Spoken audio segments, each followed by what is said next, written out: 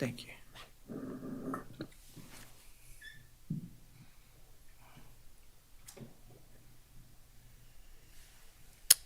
Thank you for that.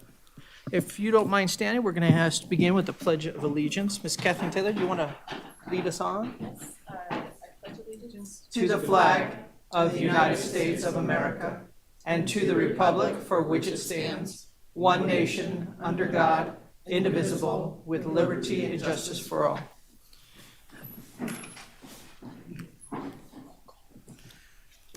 Let's go ahead and do roll call.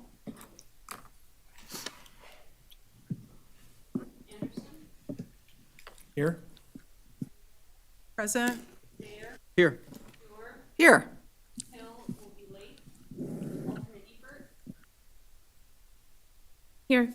Zimmerman. Here. Here. We have a quorum. Thank you so much. And we are going to go ahead and open up public comment. Ken McNeil, I know you're speaking on item 10, but if you would come now and please go ahead and do that.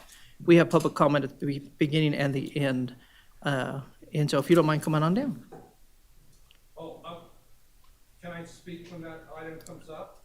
I prefer that we just do it before and after. I promise you, we will take copious notes, and that is one of the things that I... All right. I don't know, is this microphone on and everything's ready to go? You have to press it to be green. It's on. Okay. Well, my name's Ken McNeil, and I live at 1990 Evergreen Ridge in Reno. And I'm here as an individual. I do sit... They agree with you. That's all that means. I do sit on TMWA SAC, but I'm here as an individual. And I really want to stress that any of my comments, please don't take them as being critical of any TMWA staff members. I mean, I have tremendous respect for TMWA staff members. I think they really do a great job. And I have limited time, but I'll do my best to explain why I have concerns about the current water rate calculations. And I also, if you're considering low-income discounts, the city of Henderson does have a low-rate program. I'd be happy to provide that information that I have. And I'm not here to lower my water bill. I'm here because I want the water rates to be fair. Okay, so I was with the understanding that Can we make sure we get that on? Okay, what do I do? coming right up. Like this? Oh, I the think other you, way. I think you had it right the first You time. had it right. They have to turn it on. It is on. We're not taking that off your minutes. You know. Okay, I You're fine. appreciate that. We're not trying to rush you at all, sir. Well, does this show up or it doesn't? Not showing up for some reason. We'll just take a second, see if you can get it. I mean, there's 1,000 people behind you to speak, so I'm just kidding. It's not showing up for some reason. Can we even get a copy of that? I mean, you can talk to Sure. it and then get us a copy. And yeah, then we'll absolutely. make sure we look Sure. at it. Yeah, these rate schedules are public on our website, so I can definitely get you a copy Thank of you. this page, and you can just read off of it. Okay, Sorry about that, Ken. all right. I don't know why it's not working. Okay. Well, it was my understanding that this board also, in conjunction with the proposed rate increase, also wanted to look at reevaluating the entire rate structure. But now talking to TMWA staff, evidently that's not going to be the recommendation of the TMWA staff. But I wanted to say something because I am concerned about the current water rates, and I do think that they do favor commercial customers. As you know, there's different tiers for the water rates, but for the residential only gets to use 6,000 gallons at the first tier. Your commercial gets to use 7,000 gallons. I don't know why that is. The second tier, the residential can use up to 25,000 gallons, but your commercial can use up to 30,000 gallons. And you could easily have commercial on one side of the street and residential on the other side of the street, fed by the same water lines and everything. And I don't see why there would be this preferential rate for the commercial customers. So I will provide these charts. Oh, the other thing is, I forgot, on the commercial, the more water they use, the more they get to use at the lower tier. But that's not available to residential. If you're a residential customer and you have a larger meter, larger than 3/4 inch, you don't get to use more water at the tier 1 rate. So it's interesting. If you've got, I don't know who has a 6-inch meter, but maybe some of the casinos do, or maybe somebody else, they can use 1 million gallons at tier 1. But I'm limited to 6,000. Somehow, that just doesn't make sense to me. And when you do look at the water rates, I hope that you would look at this. It just doesn't seem right. And I could talk about multifamily, but I wasn't, I guess my time stopped. But I didn't want to, run over my 3 minutes. But also the multifamily, there's a number of concerns I have with that. If you are here too at the end, we'll have another time you can speak as well if there if you want to comment on any things we do. And Okay, so, well, and then afterwards, I promise you, I'm even here to talk more. So I think, okay. All right, thank you. appreciate it, Ken. Any other public comment? Okay. Moving on, we have our possible board comments or acknowledgements. I don't hear any. I'm looking for an approval of the agenda. So moved? I have a first. Do I have a second? Second. Any other discussion? All in favor? Aye. Any opposed? That passes unanimously. Thank you all very much. We're going to jump into the approval of the minutes of the August 16th, 2023 meeting for the TMWA Board of Directors. Move to approve. I have a first. Do I have a second? Second. I have a second. Any other discussion? Me? And all in favor? Aye. Any opposed? That passes unanimously as well. Thank you so much. We're moving on to the presentation of fiscal year 2023 unaudited financial performance with Matt Bauman. Nice flannel, sir.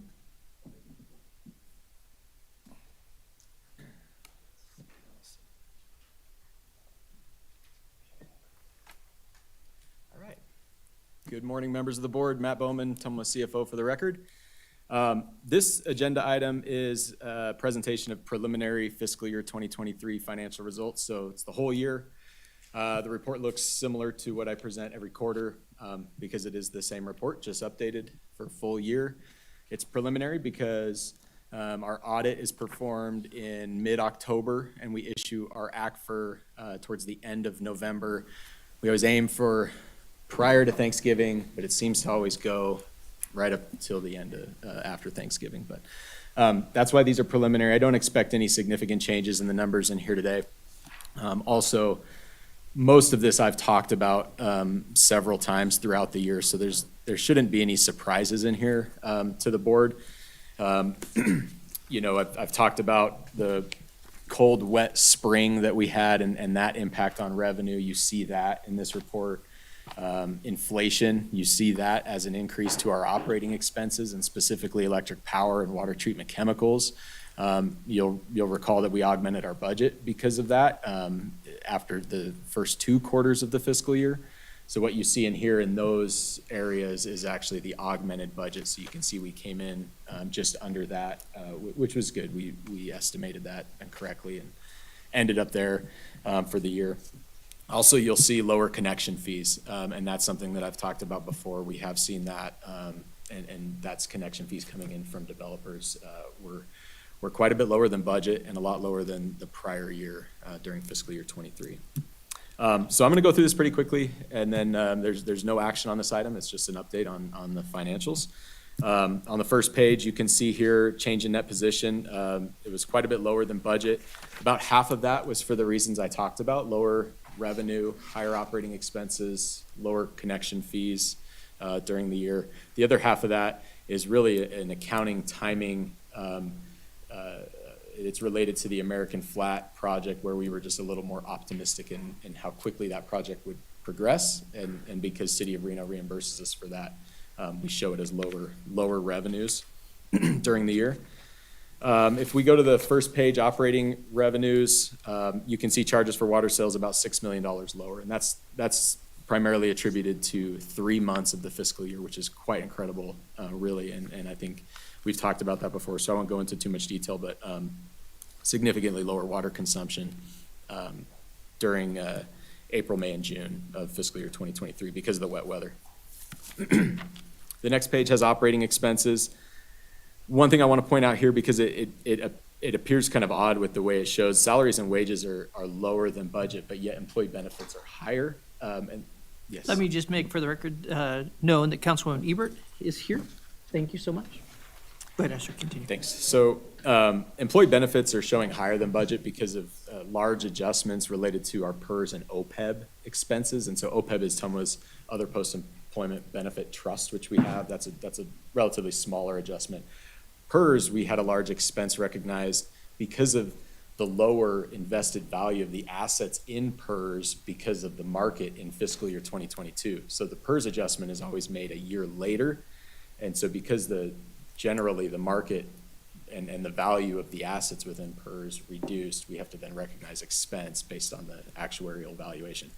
It's confusing to follow, and it's annoying that we have to recognize it that way, but we do, and that's why there's a larger adjustment. There's $3 million that we had to increase our PERS expense. And I know PERS increased their contribution rates, but that's kind of baked into that, but that's not this. This is really a result of the lower asset values in PERS. So just want to point that out because it's kind of confusing, and we can talk later if you want to know more about that.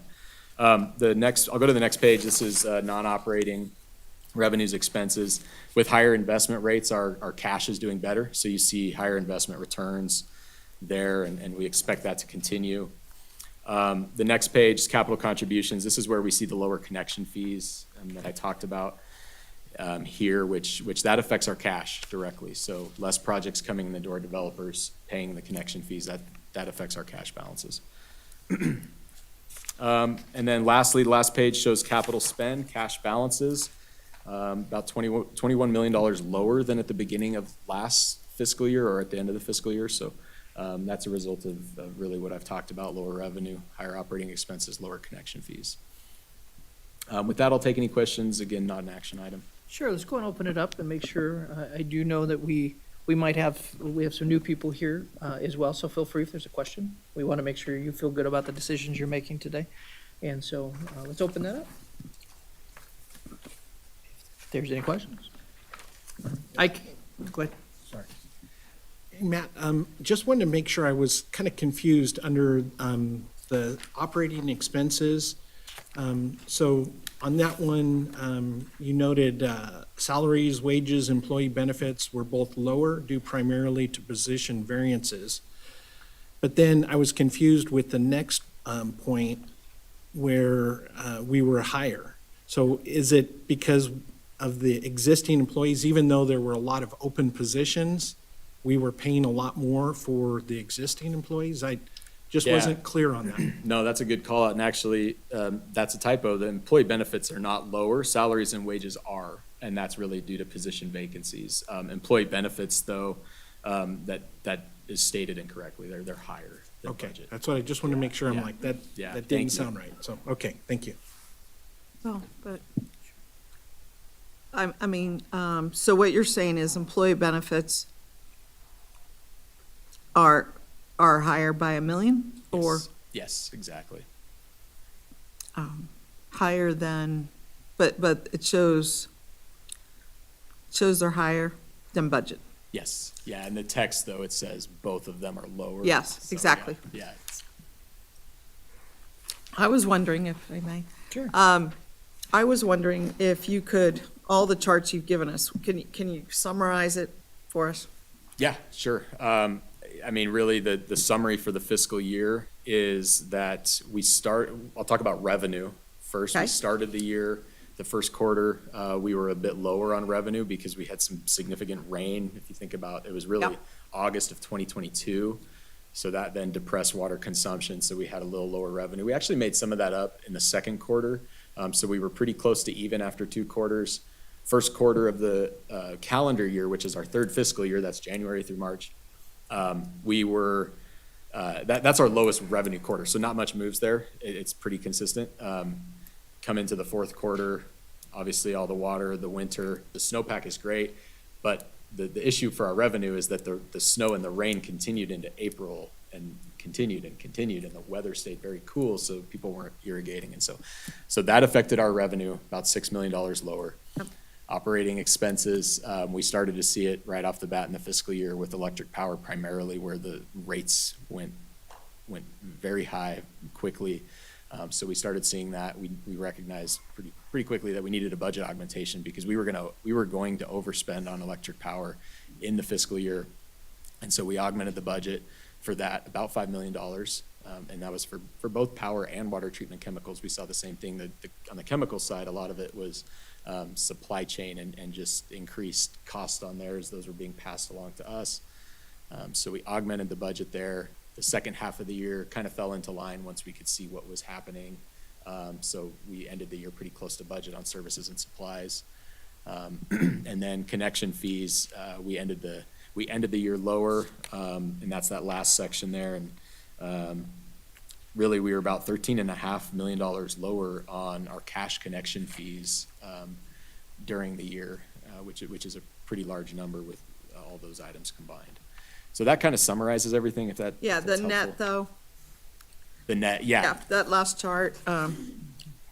Yeah, so I think that really I it's mean, I'm 44 looking it's- for our take-home message to sort of Sure. set us up for our, our Yeah. discussion about revenue increases. Sure, so you can think that it's stated as a $44 million deficit.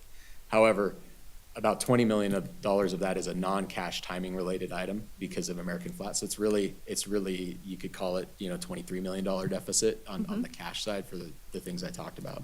Okay. So $23 million. And most years, we end up, Pretty flat. Right? Yeah, pretty flat. And that $23 million deficit's reflected in sort of our $21 million decrease in cash during the year. Yeah. So, and I'd like to do a little sum, I can say that just to kind of help everybody who, our newer commissioners that are here, kind of understand. One of the things we do, like anything else on boards we serve on, we do our best to make plans. Water has some very strange components that we have no control over, obviously rain, snow, but also the cost of what we do, obviously has been a huge factor, and even getting our hands on some of this stuff, the pricing is just going crazy. And so even as we move from this presentation into some other conversations, kind of our goal is to really look down the path the best we can.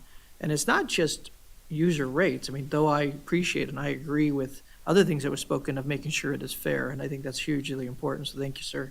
But we also have to look at the maintenance of what is coming, because it's one thing just to have things in place, but we have to make sure, our job is to assure that he has water, period. He turns that on, it's water he can drink, water he can use, and that it's not too expensive for him and it's fair across the board. So that's really what we're doing at large. This year has been very strange. We actually have components hitting on all cylinders, so we're kind of doing this jog to the left or right. Some of us who've been on the board for a while, usually it's really actually an easy conversation. We're like, oh, we got this, we're done. But this time, we really have to look and say, okay, what happens if this inflation continues? What happens if we have a huge another winter? What happens, and the maintenance is still lingering for us. So I only say that at large to understand. I think you did a great job. Thank you. I do think the PERS is confusing. I don't know that I totally understood what you said. I'm just being honest. And so if no one else understood it, I don't know that I did. But I get that it sits an aside, and that's something we had to pay. Yes, please. I don't see it on the last page, and I'm just asking a higher level question. Obviously, based on variables like weather that you can't necessarily predict, where is there contingency built in overall in terms of reserves? And then what is there like a operational, 2-year plan or something for those contingencies. I wonder if you could speak to that. Thank you. Sure. Yeah, no problem. And, yeah, as far as reserves go, the board established, I think very wisely, a minimum unrestricted cash reserve target. And so that's something that we talked about last month when we were looking at our rate plan, and we can revisit that again. But that's a target that is based on a couple of factors within our ongoing. So it's adjusted each year, and we want to maintain that amount as part of whatever financial planning we're doing going forward. And so that really is what I see as giving us the flexibility to operate where we can weather these kind of ups and downs that we have, like this year, like Chair Dare said, we had several things coming at us all at once, but we're sitting here and we still have a healthy cash balance that's well above that reserve at this point. And so we're okay. We're okay. We can weather it. We don't expect that to happen again next year. It's good to see it happen and kind of understand what that might mean and sort of exercise that. But I think that's the biggest thing is operating with a sizable cash balance. Also, as you see within our investment earnings, having more cash is good because it pays you back. And so it gives you operating flexibility, as well as it actually results in revenue too. So that's sort of the biggest thing that we have. And then I would just say, long-term financial planning is something that I think TMWA has always done a good job of, and one of the main focuses of my role, I think, is looking at 10 years out and saying, what's coming? How can we plan? What decisions are we making today that might affect us down the road? Are we making the right decisions? And so I think that's always an emphasis for our staff as well. And I do want to just say in closing of this conversation, you'll hear more in this meeting today talking about planning, because we probably need to address that in this meeting and maybe even a couple meetings to come, even more so because of some of these factors than we've had to in the past. Because in the past, it's been pretty rote, and so we are looking at some things. We're asking the same question, like, man, how do we lay out a couple years here to really make sure we kind of guide us down so we're kind of stay consistent the best we I can. just wasn't sure if there was a historical plan in terms of a percentage or what, so thank you. It varies. It really, I mean, in the past, it's been pretty constant, but some of it still does vary. There's some different renditions, but I think some of those will be answered as well in time. Yes. Thank you, Mr. Chair. Matt, I have a quick question about the developer connection fees. Yes. So that was another loss.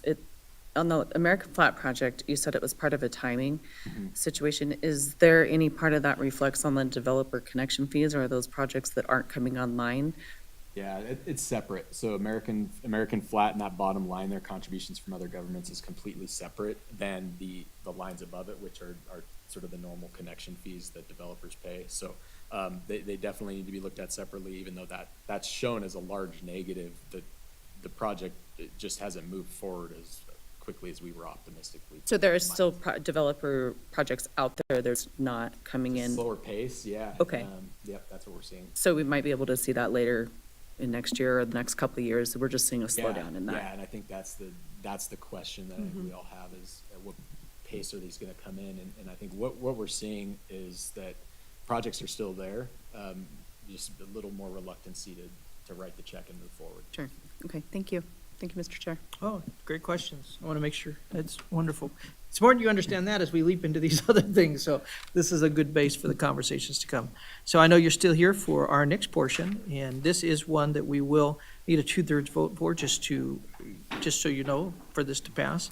And this is the discussion and action on resolution number 319, a resolution designated by the short title 2023 bond resolution authorizing the issuance by the Truckee Meadows Water Authority of its Truckee Meadows Water Authority Revenue Bond Series 2023 and the maximum aggregate principal amount of $76 million for the purpose of defraying wholly or in part the cost of acquiring, constructing. This is a long sentence. Do I have to read this whole thing? Do you need this whole thing read? It's okay. I'll keep going. For the purpose of defraying wholly or in part the cost of Excuse me, acquiring. Mr. Chair. Yes. Yeah, we're on item 8. I think you're on number 9. That's Did I jump on? Yep. You did. Oh, no. That's this is 9. We're doing 8. We're on We're 8? doing 8, yeah. Oh, I'm sorry. It's all right. I'll read that when I get to it, I guess. I moved it on. Pre-read it. Okay, you're right. I'm sorry about that. Item 8, Discussion and action resolution number 318, a resolution authorizing the deposit of legally available monies into an escrow account in an amount not to exceed $75 million for the defeasance and call for prior redemption of certain for the authority's outstanding bonds, authorizing the execution of an escrow agreement in connection therewith and providing the effective date hereof. Thank you. Well done. Okay, so Matt Bowman, CFO for the record. Next to me is Thomas Topfer. He's with PFM. Thomas is our financial advisor. Most of you got to know Thomas in August, and so he's been advising on this transaction. And then if needed, behind us, we have Ryan Henry from Sherman and Howard, our bond counsel. And so any legal questions, Ryan can step in and answer as well on those long resolutions. So, okay, so you'll recall from the August meeting, we presented this cash optimization strategy.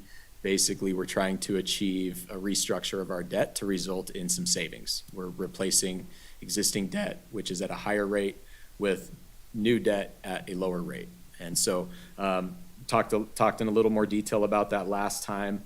There's two resolutions here because they are two separate and distinct transactions. If you remember, they have to be separated by a period of 15 days from the time that we defease the existing debt to the time that we issue the new money.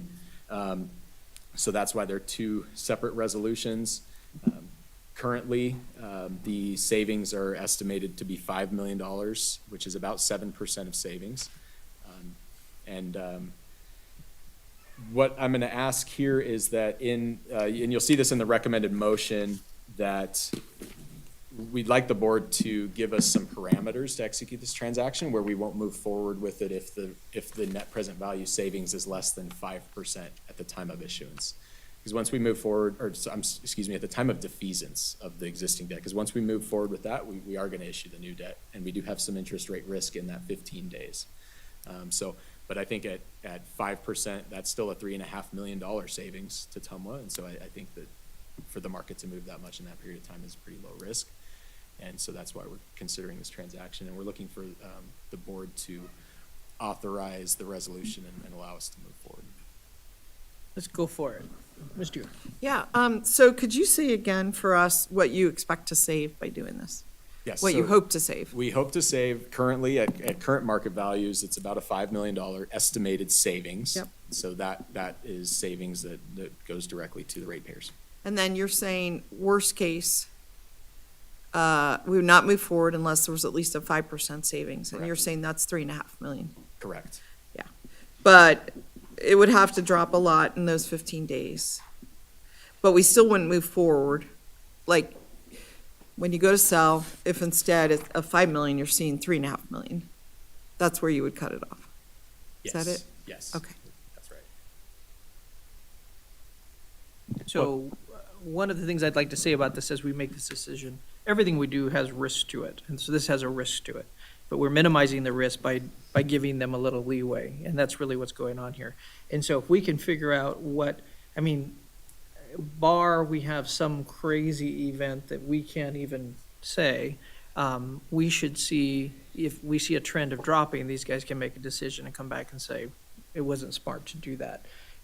And even if it dropped a little bit beyond that, we'll still bring in, it'll still be a savings to us. Maybe not as the $5 million savings we hoped, but it would be a portion of that.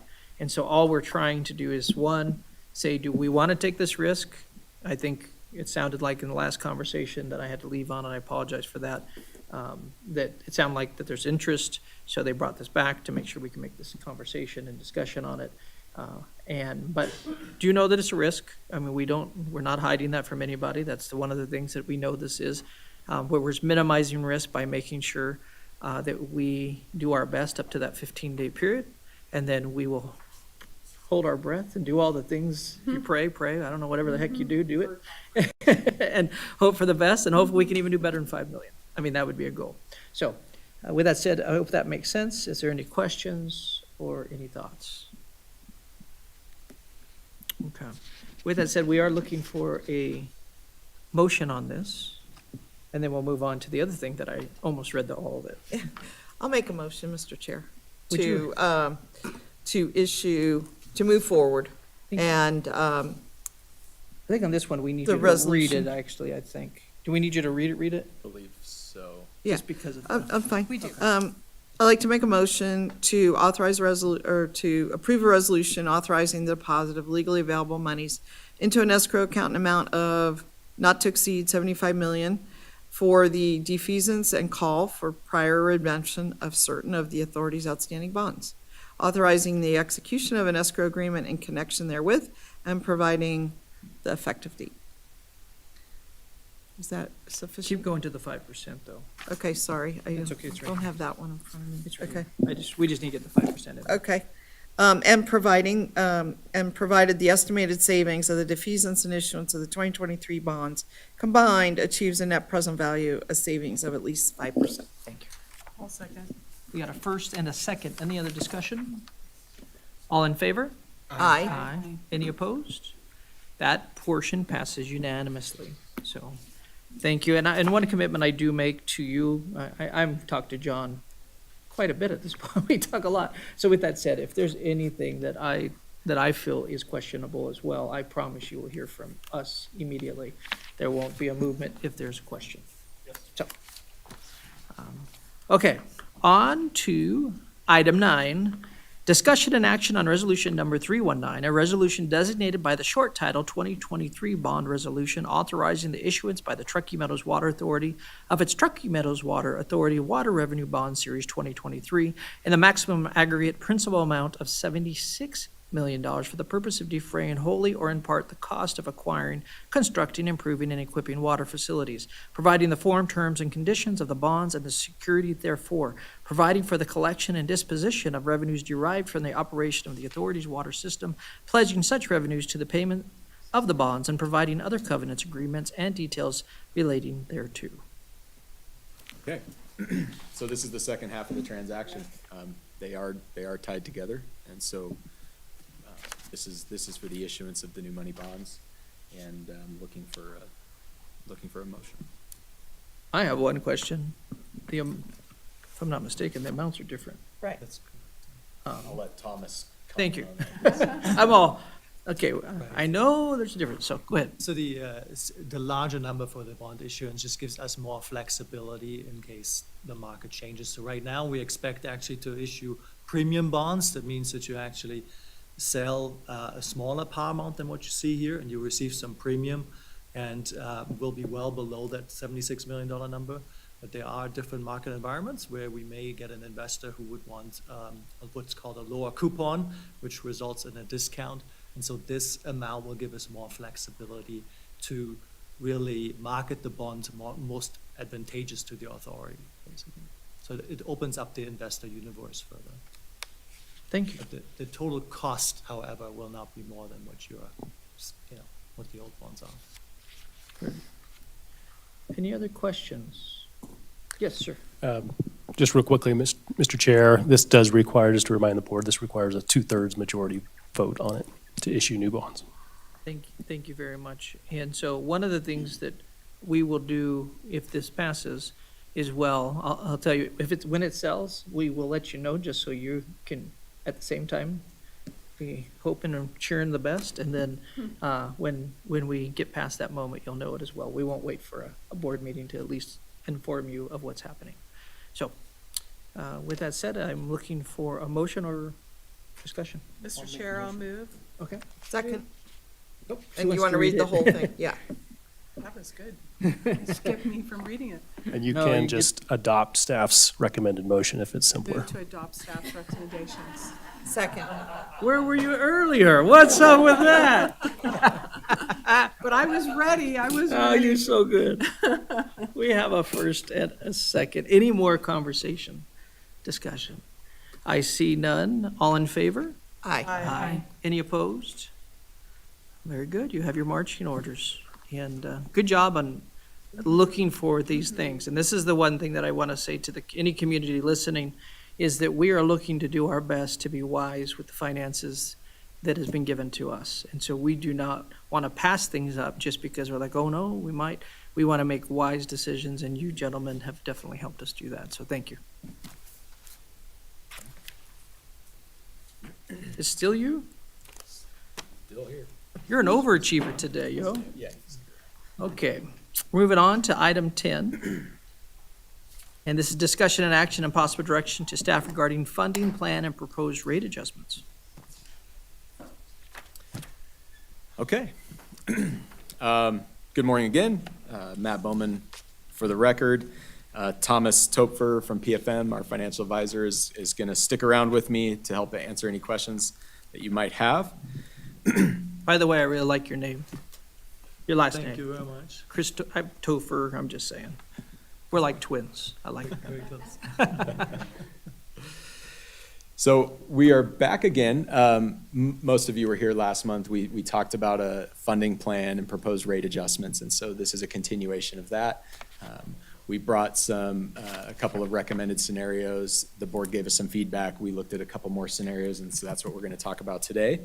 I'm going to move, the presentation itself is somewhat brief, and so I'm going to move through it, and I think maybe it's best to hold questions until the end of the presentation, and then we can have our discussion, if that's okay. Okay, oh yeah, I'm in control of the slides here. All right. Okay. So at the last meeting, like I said, we presented a 10-year funding plan where we looked at potential scenarios to adjust TMWA's rates. We looked for approval of the rate adjustments, and we brought forth a schedule as well for the board to look at. Board asked for 2 additional scenarios. That's what I'm going to talk about today. So first, scenario C. This was requested by member Reese. We wanted to look at some higher rate increase scenarios and also consider a low-income program. So what you can see here is kind of the layout of the scenario. The way this works, and you'll see this table, it's in the staff report as well, but it's a 5%, 5.5%, and 6% rate increase in fiscal years 24, 25, 26, respectively. And what these measurements here that you'll see are important to TMWA. The first one is our all-in debt service coverage ratio. And so, Let the record show that Miss Alexis Hill is in the house. and so you can see 1.5 times this scenario achieves that. That is our board goal.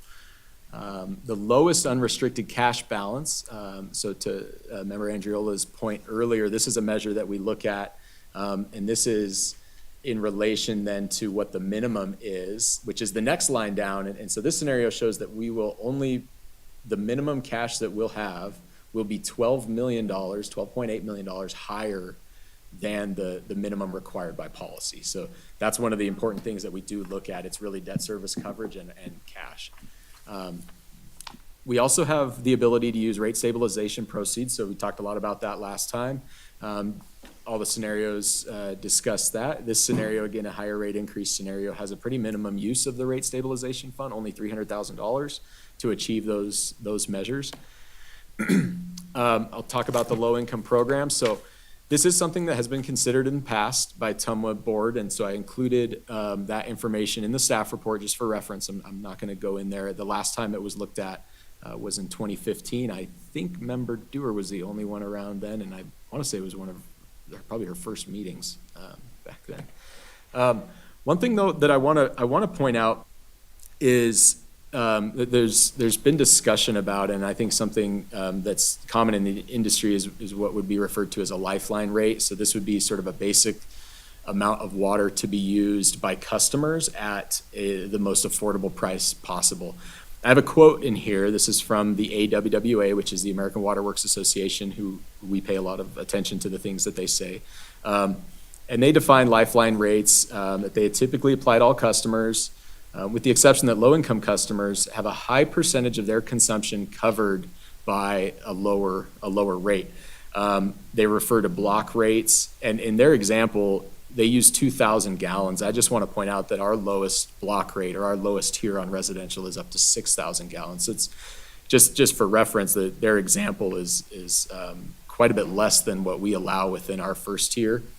But essentially, TMWA's tier 1 on the residential side, it was designed to cover 80% of TMWA's customers at their indoor water use. So 80% of the customers, if they only used indoor water, they would only be at that 6,000 gallons or less. That's how that rate was designed, and that's how it's performed. So I want to point that out. That rate is quite a bit less than tier 2. as you cross into tier 2, you're going to pay more for that extra water use, which is typically for irrigation. So in that way, we have a pretty low, a low-priced rate. A couple other the main program I want to point out is the Water and Sewer Assistance Program, or WASAP. I talked about this last time as well. This is funded through the Low-Income Household Water Assistance Program, LEHWAP, lots of acronyms. So far, this program's funded $90,000 to TMWA customers, and it's only been around for a year. It was recently extended to go through April, and then there's work being done to hopefully make it permanent, because this is the kind of program that it's working. TMWA customers are taking advantage of it. We're working with them, and they're able to fund money to customers' account. One thing I want to bring up too, actually after our public comment, I wanted to take a look at, and Thomas helped me with this, he was quick on it. We looked at the city of Henderson and their low-income program that they have, and what we saw is that they're actually referencing this program. And so this is available to TMWA customers as well. One of the things that we did after the last meeting is I wanted to look at the website and see, okay, are customers aware of it? I mean, we tell customers about it. We did have it on our website, but I thought it was a little too difficult to get to, so I worked with Robert Charpentier to make the information a little more prevalent so that customers can see it more prevalently on the website. So that was, after the last meeting, I wanted to make sure it was apparent for customers. So we did that. So I'm going to move to scenario D. So this scenario requested by Member Hill was to look at delaying our rate adjustments in consideration of a rate structure study that we're kicking off internally. And so first thing, what is a rate structure study? So basically, we're looking at options to simplify and evaluate the existing rate structure. In public comment earlier, you heard something about equity within rates. That's absolutely something that we are considering within this study. And so those kind of things we're going to look at. Part of the rate structure study is, are the rates designed in the simplest way possible, or is the revenue coming in as we would expect it to? But then also, what is the cost of service within those rate structures? And so that's another aspect of the study. We haven't done this for a while, so it is going to take a while. We're estimating it's going to take 18 months. Again, we're just getting it started. We're doing it in-house as well. So utilities often will pay a lot of money to engineering firms to do this kind of a study.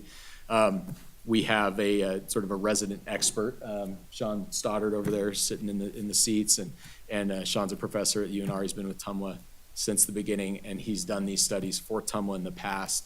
And so we're going to leverage Sean's skill set as well as updated information to make sure that this study goes forward.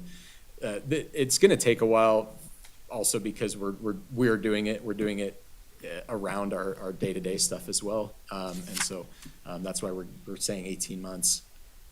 And then, so we did run the scenario.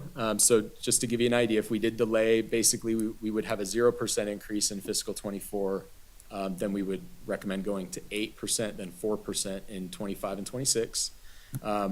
You can see we still achieve a minimum debt service coverage ratio, unrestricted cash balance. You can see that's actually lower than what would be required by about $7 million. So that amount I think we actually can live with. But the other thing I want to point out is this is requiring a lot higher use of our rate stabilization fund within this scenario. $4.5 million in 24 and $6 million in 25. The last scenario we wanted to look at, and this has been discussed, I don't think it was explicitly asked for, but it's been discussed several times, is what if we delayed our rate increase to the fall after the irrigation season? And so just wanted to put this one out there, and this, we balanced this at 7%, 5%, and 4% in 25, 26, and 27. You can see we meet our metrics. We do use a little bit more rate stabilization fund, 3.75 and 2.75 in 24 and 25 in order to maintain our debt service coverage ratio of 1.5 times. But we did want to present this scenario as well. Matt, do you have these scenarios not in this text format? Do you Yeah. have them laid out a different way? On the last slide I kind of summarize them together, and I have. When you get there. Yeah, lots of Excel Hard files to too. follow in this text presentation, and yeah. especially at this, like, 10-point font. Yeah, you know, yeah. okay, just for future. Yep, thoughts. thank you. Yep, understood. One of the other things that the board wanted us to look at is TMWA's operational efficiencies, because one of the big things in this is, well, what are we spending our money on, and are we doing it efficiently? And so I think that's a very good question. I've recruited some help to work on that, and so I'm gonna ask Danny Rotter to come up and talk about this slide. I know. We can see. I'm always the one that's calling out and we could even, I don't know, we have very low lights today. I don't know why, but anyway. All right, so I'm Danny Rotter. I'm the Director of Ambiance. Engineering for the record. Hold on one second. Yeah. You done playing around? Yes, sir. Okay, All right, go so ahead. one of the things that was asked at the last meeting was talking about efficiencies. Up on the screen you see here are two charts that are part of our annual fiscal year goals. We'll actually present the results next meeting, and then this has some spoiler alerts. And then we'll every year we've tracked this. And so this goes back to fiscal 18. And what these are the AWWA benchmarking surveys across the country in our category of water-only utilities. So there's a little over 50 across the country that are water-only. And our goal is the top 25% in those sections, and it is the number of accounts per full-time employee and the amount of water delivered on an annual basis per FTE. And so the green lines you see are where that bar has been set every year, and the blue is where TMWA has come in every year. And so we're either exceeding it quite a bit, we're right at it, or sometimes we're barely right below it. But that's something that we've tracked since the beginning, and if you even go back further, it pretty much tracks this. So that, in and of itself, both of those metrics are showing that we're very efficient. One of the things I've been telling you a couple of slides during our CIPs over the years is that we have a lot of infrastructure. And to Mr. Dare's point earlier, we have some of those that need maintenance. We have some of those that need replacement. And we're also trying to keep up with development, building new major facilities. And so one of the things I've been looking at is trying to kind of quantify how complex our system is compared to some of these others that, we're just as efficient as them, or actually more efficient, but we have more complex systems. So we have 280 pressure zones, and each of those is like a small system in and of itself. It could have a pump station that serves this, a tank that serves this, a couple of wells, regulating stations, and then we're spread out. To give you an example, the Las Vegas Valley Water District serves water in about an elevation of 2,000 feet of difference from the lowest to the top, which is similar to us. They have less than half of the pump stations that we do. They have less than half of the wells that we do. They have less than half of the pressure zones that we do. So they serve more water, but it's fairly simple. And then they're buying their wholesale water from Southern Nevada Water Authority, producing the Lake Mead water as their source. And so one just small example of, we're more efficient than them, but yet their system's simpler. So then this last point I just wanted to point out is our preventative maintenance, as we've built new facilities and tried to keep up with growth and also tried to keep up with replacing, and then the day-to-day stuff of leaks and repairs and outages, we're a little bit behind on preventative maintenance. So those are one of the things that really the best way to do that is through head count and trying to get ahead of these things so that, I don't think Eric's here. Is Eric here? Will's here. One of the things that the mechanics always talk about is it takes one person to find the problem and then two to go fix it, versus one doing preventative maintenance while they're there, not having big issues. And so we all know that preventative maintenance is better than reactive maintenance. And that's what we're trying to do. That's where we're trying to get. I'll I'll stop talking there and just leave it at that. I do want to point one thing out just for everybody. We have had reactive maintenance lately, and I just want to point that out. And that is highly costly to us. I mean, up Mount Rose, wasn't that one example? And I say that it's not theory of what he's talking about, it's actuality, and the cost is quite a difference between the two. Just so we know, these aren't theories like one day it might. It is happening, and so we really need to pay attention to that. Thank you. All right, thanks, Danny. Okay. So this maybe is getting to make this a little easier to look at. These are the 5 scenarios that the board has seen. So scenario A, which I didn't talk about today, but this was one of the original scenarios that we looked at. It's a scenario that looks at using no rate stabilization fund. So again, small text on the screen, I apologize, but that last line, no rate stabilization fund, we meet all of our minimums. Scenario B, a little bit of use of the rate stabilization fund for $4.8 million. We drop barely below our minimum, which is okay. That happens in, I think, year 4 of the projection, so I don't have an issue with that. Scenario C, this is a little bit higher and a increasing rate increase schedule there. Very minimal use of rate stabilization fund. Scenario D, which is to delay the rate adjustments. And so you can see we do dip below our minimum there, but also we use a fair bit of, and basically that's all of the rate stabilization fund we have at this point to use. That would basically clear it out. Scenario E, which is we would delay the adjustments until the fall. And so you can see there what that scenario looks like, the rate increases that would be required. So I'm going to recommend scenario B at this time. It's 4.5%, 4%, 3.5% in fiscal 24, 25, and 26. Along with what we're asking the board to approve is the schedule to move forward. So this would be a tentative approval. We would follow a public process schedule, which would include 4 open houses for the public in different areas of Reno to talk about this, answer any questions, get feedback from the public. Then in December, we would recap that process, and we would have a first reading. January, we would have a second reading, and then we would implement in the spring of 2024. I feel strongly that these adjustments are required. I think that what they do is they achieve fiscal stability for TMWA.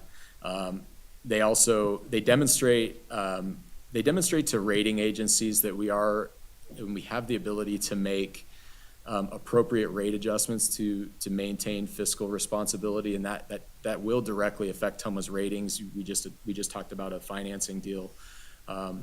We can borrow money at better rates because we are highly rated, and so making responsible adjustments, I think, is important. And I think lastly, we have to make these adjustments while optimizing affordability and balancing that. And I think that this does this for customers in the 25th percentile, for example. These adjustments, they result in about a $4 increase in 3 years each month. So that's over the course of 3 years. It's about $4 on our first quartile customer. So I think it's important to understand that. Last time I presented the median customer, which was about a $7.50 increase over that time. It's about $4 for that first quartile customer. So I want to point that out.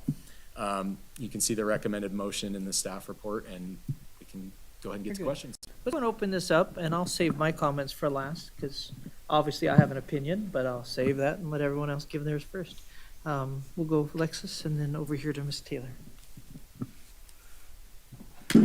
Thank you for running all of these scenarios, and I think you've really done a great job and a very thoughtful approach in listening to the board feedback. And I'm leaning towards option B as well. I think that is the most responsible option, but I really appreciate that you ran what it would look like to wait for the rate structure study.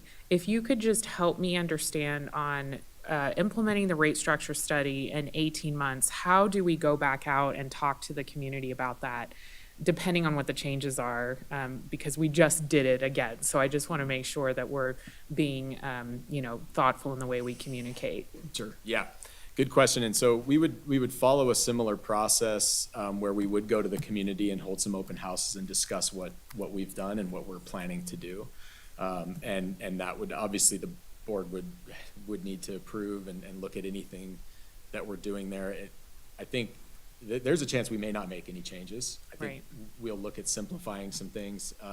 There was public comment earlier about our commercial rates, and really our commercial rates are more complicated than they should be. And I think that's low-hanging fruit that we can simplify and consolidate from just an administrative standpoint, but then also assess the equity and the fairness of the rates across the board. But as far as public process, we would go through similar process following board direction and approval of that. And, we would look at implementing those changes and trying to help the public understand that the rate structure is different than what is required under a revenue sufficiency or funding plan rate adjustment, and that they are two different things. And yes, both of them could affect customers' rates.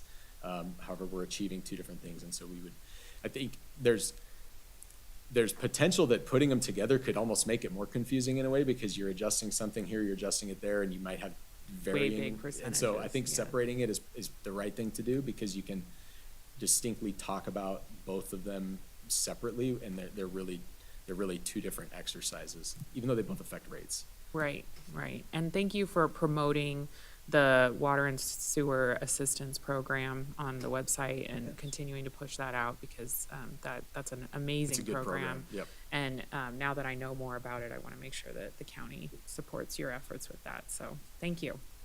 Councilwoman Taylor. Thank you, Mr. Chair. Thank you for being here. Thank you for taking time to meet with me and explain this to me. I need a little extra help.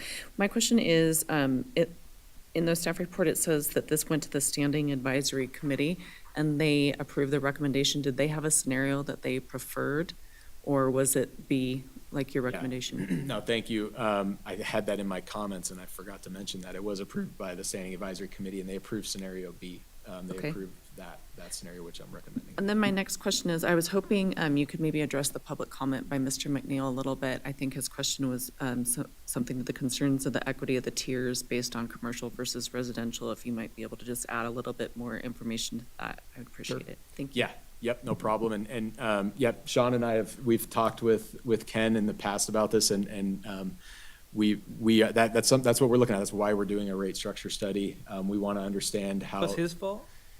I'm just kidding. No. We hear Ken, and we've told Ken that we hear it, and we're looking at what that looks like. Part of a rate structure and cost of service study, there's so many aspects to it that unfortunately it's not a simple answer, but looking at where are peak demands, why do we have to build certain infrastructure to meet certain demands, which is really irrigation based, which is really residential based. So in that regard, residential customers are driving some demand that's needed on an irrigation standpoint. So the way that the rates are structured have been in place since TMWA was formed. So that nothing has changed, but part of what we're looking at is exactly what Ken is bringing up: are these rates fair? Do they make sense based on the cost to deliver that water? And do we need to make any changes? So what I'm understanding you say is the answers are coming, Mr. McNeil, in the study. Okay, thank you very much. That was a very nice way of saying that. Hey, Mr. Anderson, and then. Yep. and then we'll go for Just no questions for you, actually. I just want to thank all the staff for the work that's been done on this. Obviously, a lot of work, especially going into the additional scenarios. And thank you for going into detail, likewise, on the efficiency. It's something that I've been confident in as long as I've been involved in this board, but to actually put it to paper is a nice thing, and see where we stand up with pretty much the rest of the country when it comes to utilities. So thank you for the work, and likewise, I support your recommendation for scenario B. Councilwoman Dewar. Yeah, thank you. And I appreciate the work on the scenarios. That was, we had a lot of conversation at the last meeting, so this is really good answers.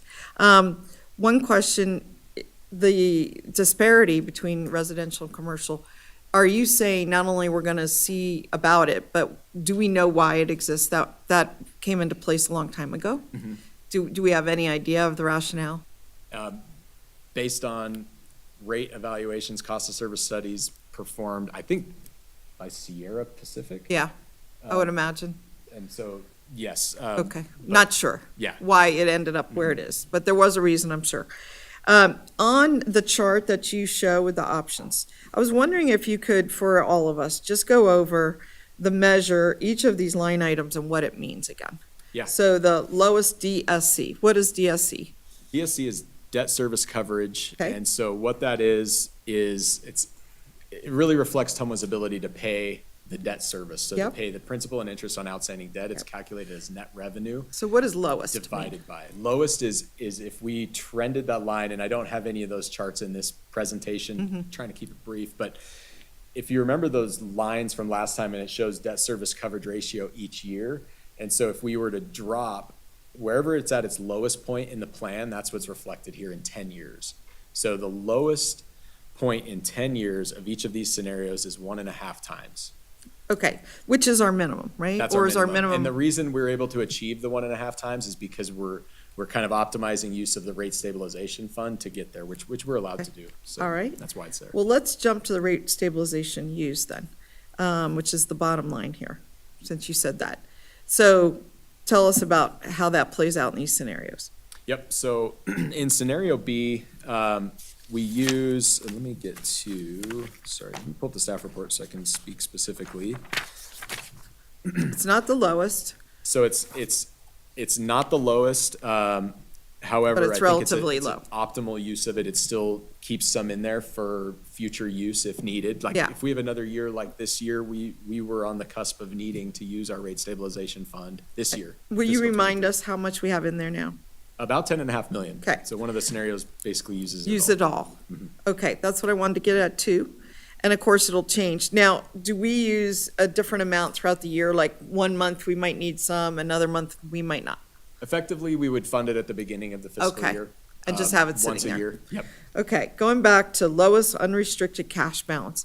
I know what all the terms mean by themselves, but what does it mean in this situation? So unrestricted cash balance, so we have required reserves, which are for debt service, reserves for maintenance and repair reserves as part of our debt covenants. And we have these various reserves that takes a portion of our restricted cash and says, that's restricted. And then we have unrestricted cash, which gives us the flexibility for operations. The board decided to have a policy very smartly that identifies a minimum threshold for that amount, which is based on things like what might be needed to fund emergency repairs. So it's say 1% of total assets. And there's various calculations that go into what is that unrestricted cash requirement each year. And so that does change each year. When you call it a requirement, though, is it a requirement or is it what's available or is it? It's not a requirement, it's a board policy. It's a Yeah. financial policy Right. set by the board. But what is it? Is it a percentage? Can you remind me? Yeah, well, I don't have it in front of me. So there's 4 or 5 different factors that go into that total. Part of it is a percentage of all outstanding assets, a percentage of depreciation expense. Because it's hard to evaluate this number, No. frankly. No, it's not. hard. It's not, and I have I just don't have it in front of me, the But what I mean specific is, it's hard for ratios. us, just looking at the number in front of us. Like, we don't know, is lower better, is higher better? Like, Sure. what So does it mean? Higher is better, good question. Higher is better on the lowest unrestricted cash balance. Right. Higher is better. So C has the highest unrestricted cash balance, meaning Right. it leaves us with the most available funds to use Correct. that are not restricted for other purposes. Correct. Okay, so I thought it was worthwhile, I'm gonna go to the last line too, because especially we have newer people, and we have people who have not even participated here today, sitting in as alternates, and so you cannot assume, even if they got a briefing, one briefing maybe, that they know what all the implications are. Even we don't always.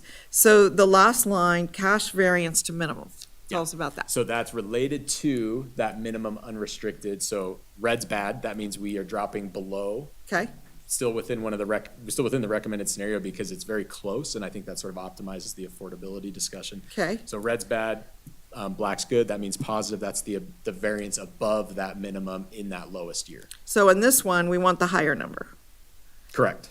the 12.8. Yep. So a couple of these, we like C. Yep. Because 1.5 is the same, but 124 is better, the 12.8 is better. So, and then it also uses less rate stabilization fund. Correct. So why did you not recommend C? Because I think it's more than we need.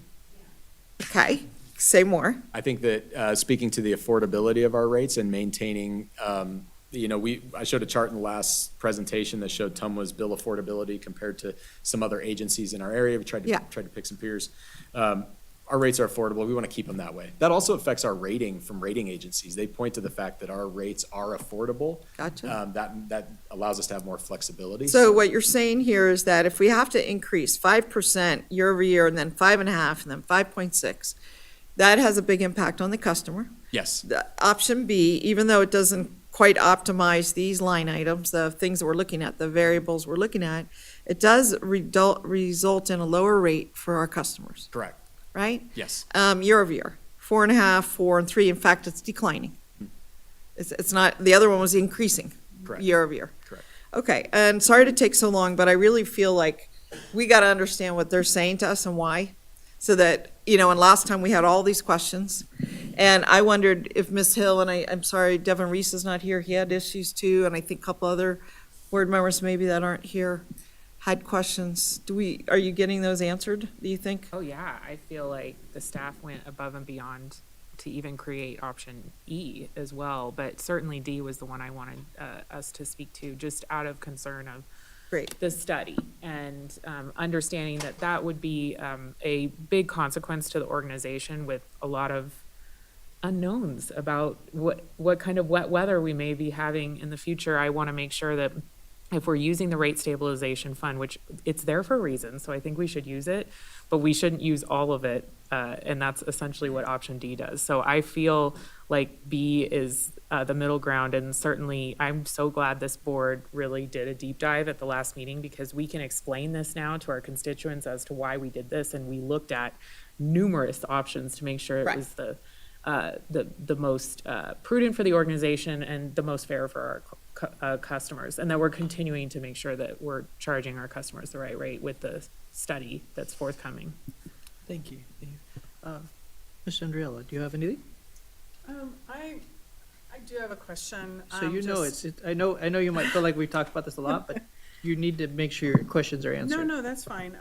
I was just gonna talk to you a little offline, but since, I'll go ahead and throw it out. It's a little bit, again, at a higher level than these. And thanks, by the way, for putting these, because when, Member Durr mentioned that, that's what I was thinking, could we have them all together? Because it's easier to assess, but I appreciate all the hard work and and also the study, the fact that it is, you're, doing a study to look at what kind of efficiencies can be, baked in or looked at, especially as you're planning for the future.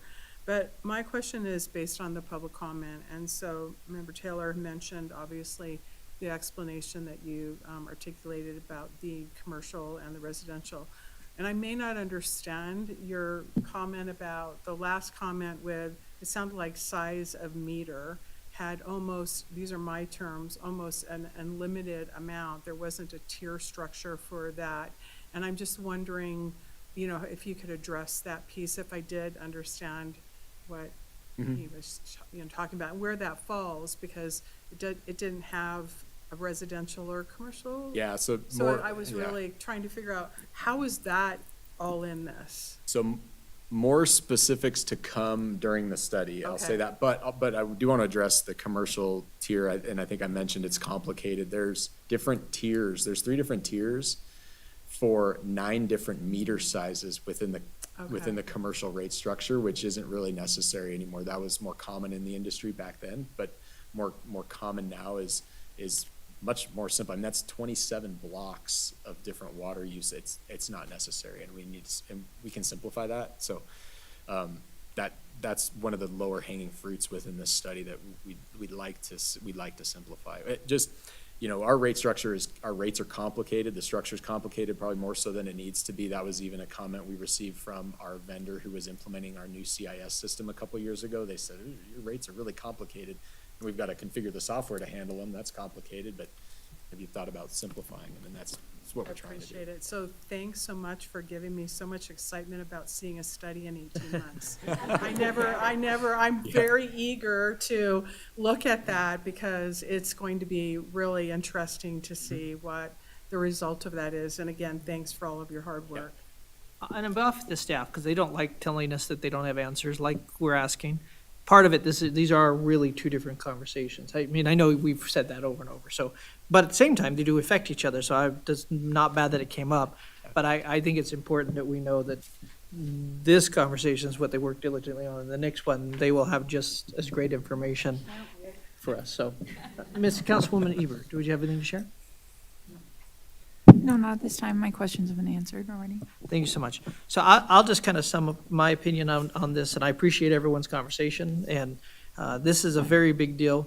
One of the factors I use, so just so you guys, I look at our senior citizen who's on a fixed income is one of the factors I use when we're making any decision. And I say that they are not going to be able to go make more money. They are not going to be able to, every increase we have, every dollar we have matters. And so the rest of it goes for me after that. Now, obviously, that does mean that we have to make sure we keep in our debt ratios correct to make sure we're not losing money on the ends of our, it's a complicated conversation. It's a bigger piece. But I want you to know why I'm on the B side is that I do not want to see our rates go high. We do have factors in place to help those who are in dire need of help. And I do want to make sure, I think the only thing I would add to this is I would ask, when it comes to legislation time or working with our governor, is that we make sure that we express our voice, that these other ancillary ways for people to get help are still in place. And so, because then we can do our job correctly. I mean, when it comes to fees and how we do what we do, it really needs to cover what we need and then let another group be that. If it's not there, that's another conversation we might need to have. But I think it's important we really look at that. So anyway, I appreciate this. I also agree that we are using our rate stabilization fund. I know in the past you guys have told me it's not the greatest time, and we have it here for a reason. So thank you for putting it in here, because I think we need to use it. I think it is time, and especially if we can help that senior citizen or whoever is on that fixed income when it comes down to it. So I think we've talked a lot about this. Mr. Zimmerman, do you have anything you'd like to share? Yeah, just a couple comments, Mr. Chair. So I just wanted to give the board a little bit of context with that debt service coverage ratio. So this last fiscal year, we started off at 1.8 debt service ratio. And because of the wet winter and then May and June, we ended it at 1.4. So that number can come down quite dramatically over time. And where scenario B lands us is 1.5, so right on the cusp. And it's not just a wet weather during our high revenue months, it's also drought when we have to call for conservation like in 2015. That also negatively affects revenue. So TMWA kind of has that odd business structure where we kind of get it on both ends of the spectrum. And then another point is just that the way TMWA handles our budget and revenue requirement is every year, Mr. Bowman will come back in the fall and then in the spring to let the board know where our finances are at that point and whether that next rate increase is necessary. Wonderful. Well, we've had a robust conversation, and I think we're ready to make a motion, I believe. And thank you. Thank you all. And I appreciate you letting us, because here's the hard thing is we get to put our name to this and then have to face everybody in the world. And so taking the time to have these things answered is very, very important. So with that said. Mr. Chair, I'll move to accept option B as presented. And we have a first, we have a second.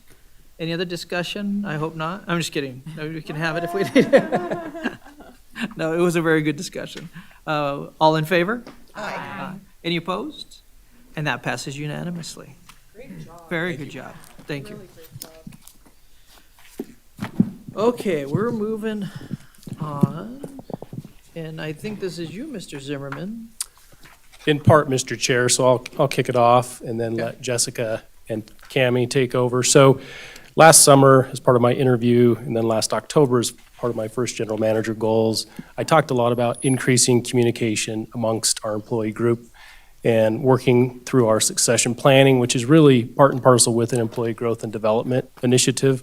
And so over the course of the last year, we as a management team, from directors, managers, supervisors, worked very hard and diligently trying to bring employees more information about all aspects of TMWA and how we operate, just to give them an idea, educate them, and also to let them know what opportunities there might be in the future with A+ advanced purified water and other things. And so Jessica and Cammie will kind of talk through that. You recognize Cammie, she helps with our customer communications, but she also has a lot of experience in this realm and really helped us pull that data together and summarize it for you today. And then at the end of this, I'll take over on the next steps of that process. Thank you. Thank you. All right. We're still in the morning. Good morning, Jessica Atkinson for the record. I will just jump right into it. Some of you may remember in 2019 when we kicked this initiative off, it was because we had some very immediate needs that we needed to focus on. At that time, we had our general manager who was looking to retire, as well as 2 director level positions and several other key positions. And so that's what the focus in 2019 really was on. This time around, we are have that experience and we're successful, I believe, in navigating those transitions. And now we're focused more on the long term, identifying skill gaps and training needs as we assess where the organization is and where the organization is heading. Preparing TMWA for the future, employees to prepare them for assuming new roles or responsibilities, building systems and processes to ensure that we have leadership continuity, and that's not just replacement continuity. Really in 2019, that's what we were looking for, was replacement continuity, but now we're looking at, we like to take vacations from time to time. We want people to be able to tend to families and relax, and so it's nice to know that you have a bench that can step up and fill in. So this gives us the opportunity to focus both on short-term and long-term continuity in those areas. And then really focusing in on the organization, how it's morphing into the future so that we can develop the competencies that we're going to need to drive the organization as we get there. And then some other things that we are doing this time around is developing actual learning paths that have steps within those paths so that we can provide development opportunities in a more formal way to our employees. And all of this supports business continuity.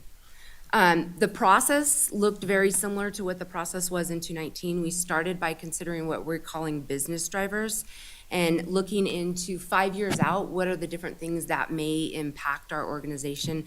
Obviously, we've mentioned retirements as one of those things. Staffing weighs heavy in my mind as somebody responsible for HR, but TMWA hit its 20-year mark 4 years ago, and so that means people are now eligible to retire that weren't before. So between 20 and 30, that those exits are expected to be pretty high until we start hitting a more normal churn. So that's something that was really important to us. And then we did is we call them environmental assessments. We looked at how we think the organization is going to be impacted. And this time around, we flowed that down. We met with managers, supervisors, employees to talk about what those things could be in the future. And we believe this allowed employees to see how the organization may change so that they can put themselves into the future of TMWA and they could align their career aspirations and say, okay, this might be something that I'm interested in. So we can start training them up now and getting them ready before we have needs. And then we did a career map exercise. This one for me is the most important. This is where we reach out to employees and ask them about where they are, where they want to be, where we can help support them into the future. And then from all of this, we develop learning activities and then various engagement and communication activities. So that's kind of the process that we went through this year. Before I turn it over to Cammie, I want to talk a little bit about the career maps. That is something that I really hold dear because it gives us a lot of insight into employees. It is a voluntary questionnaire. We did it electronically this year to make it easy for folks to take, whether it's on their phone or their computer. It's broken into the sections that you see here. The employee information section is just baseline, who you are, where you work. The career target section is where do you want to be in the short term, midterm, and long term. Career development and planning was intended to better understand employee interests, what skills, knowledge, abilities, or learning do they need to get to where they want to go. And then aspirations explored the talents that employees would like to use more. You know, is there any secret talents out there that we're not taking advantage of? We would like to know that, and they would like to be able to use that. On the capabilities section, we wanted to understand where they see themselves from their functional capabilities as well as their leadership capabilities, so we know how we can help develop them. And then engagement, Cam will talk a lot about that, but it really provided insight into what's motivating and engaging our employees, you know, so we know what we can continue to do and or what their needs are, so we know maybe what we need to look at doing in the future. And then the final section was just an area where we asked an open-ended question, what do you want to tell us that we didn't already ask you? And where we gave them an opportunity to rank different items in order of importance so we can understand what's important from engagement and benefit activities from our employees. So that's really what the career map exercise is, and that's going to flow into the next few slides, and I'll turn it over to Cammie. Hi, Cammie Leray with Good Standing, for the record. On the right half of this slide, it's good to address confidence levels, because when you do a survey like this, you're never going to get 100% of people having a response back to you. In fact, if you did, it would be a red flag, because that's a lot of pressure and a lot of coercion, and you don't think that, you know, in that kind of situation you'll get like honest feedback. So with 144 responses, we can say that it represents a volume that gives us 95% confidence level, that it reflects how the organization, the 255, would respond. The variation of the data that we have here is similar to the variation that we would have at the whole. And that's at about a 95% confidence level. We have that. We have a 5% margin of error that basically says that there might be stuff outside of what we see in this data that we don't understand quite yet. So we have a plus or minus 5% as far as our error margin goes. The survey was launched in April, and it was open for a couple months. It should be said that it was not mandatory, and nor were any of the questions mandatory. So as you can see, it put us at a 56% response rate for TMWA. And to give you a little bit more perspective on what that means, we did take a look at other governmental agencies through the Federal Employee Survey, through the Office of Professional Management, and their response rate was 32% for large agencies. And then it was 64% for small agencies. And then the national average was at about 35%. So that gives you a little bit of feel for what this percentage here for TMWA means as far as the 56%. And I'm sorry for this feedback if you're hearing it, but I am. Let's see. Of these national response rates, they do fluctuate, and all of them have with between 3 to 5% over the past 5 years. So that's just a little bit of perspective. But all of that said, we did take a lot of care to dive into the extremes of the feedback on the margins to make sure that we understood beyond what was average, beyond what was in the majority. We went into and really looked at the margins of the feedback to make sure that we were understanding what we were seeing. Thanks. I think I could use that one. Yeah. Okay. This question gauged current employee roles with the roles that they might want to have in the future.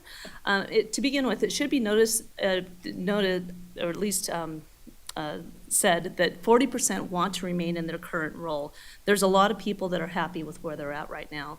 But what we have is what the current roles are and what the preferred roles are, and the largest change that we see is through individual contributors wanting to eventually evolve out of their role.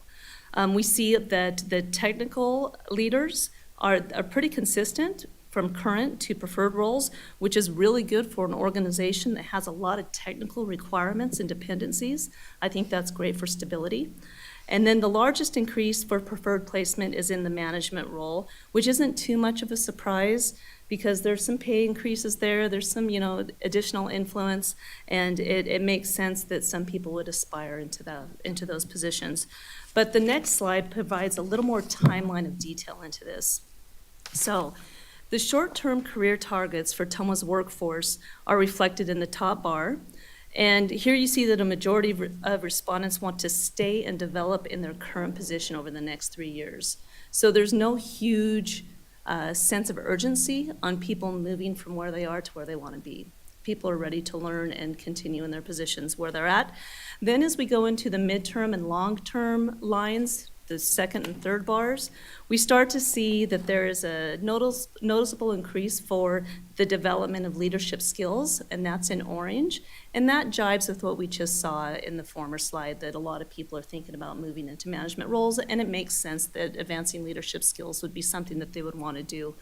And another just solid approach to, where TMWA is at with their technical workforce. People are committed, and we don't see that wavering over time to advancing technical skills. So that's a great thing. On the survey, there was a question with regards to having a desire to change the career path. And so there was an open-ended question that corresponded with this. And what we learned is that the majority of those that want to shift within the short term, which is 5%, don't necessarily want to leave TMWA, they just want to shift roles maybe into another department. That's what we found there. And a lot of those that want to shift in the mid to long-term timeframe, we saw a real uptake in reference to planned retirements. So that starts to make sense of what we're seeing with desired career path changes from 5% in the short term, 13% in the midterm, and 7% in the long term. All right, so on to the different sections and some of the questions that we asked. We wanted to better understand what our employee interests are and what knowledge, skills, and abilities or learning that they would like to gain or develop to help guide where they would like to be. So some of the questions that we asked to understand this is what skills, knowledge, or competencies are needed for you, what learning activities or experiences would enhance your performance or better prepare you, what job functions, positions, roles, and or activities are you interested in. And then you can see on this slide, there's a sampling of some of the responses that were provided with your board report. The full list of all of the open-ended responses from employees on all of these questions were provided in there. We just grabbed a few to kind of highlight the questions and the responses to those questions. What we learned from these particular set of questions is that employees really, they want to attend industry or new technology conferences. I think a lot of that has to do with there was kind of a pause there for a long period of time with COVID, and that there was not a lot of ability to participate at the same levels that people were accustomed. So we want to get back to that.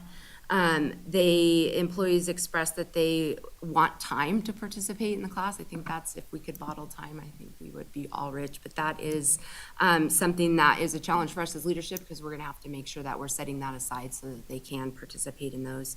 And then there were a lot of responses around attaining certifications, which we recently addressed. It's on one of our later slides. And then the opportunity to collaborate professionally and to get together and have those conversations.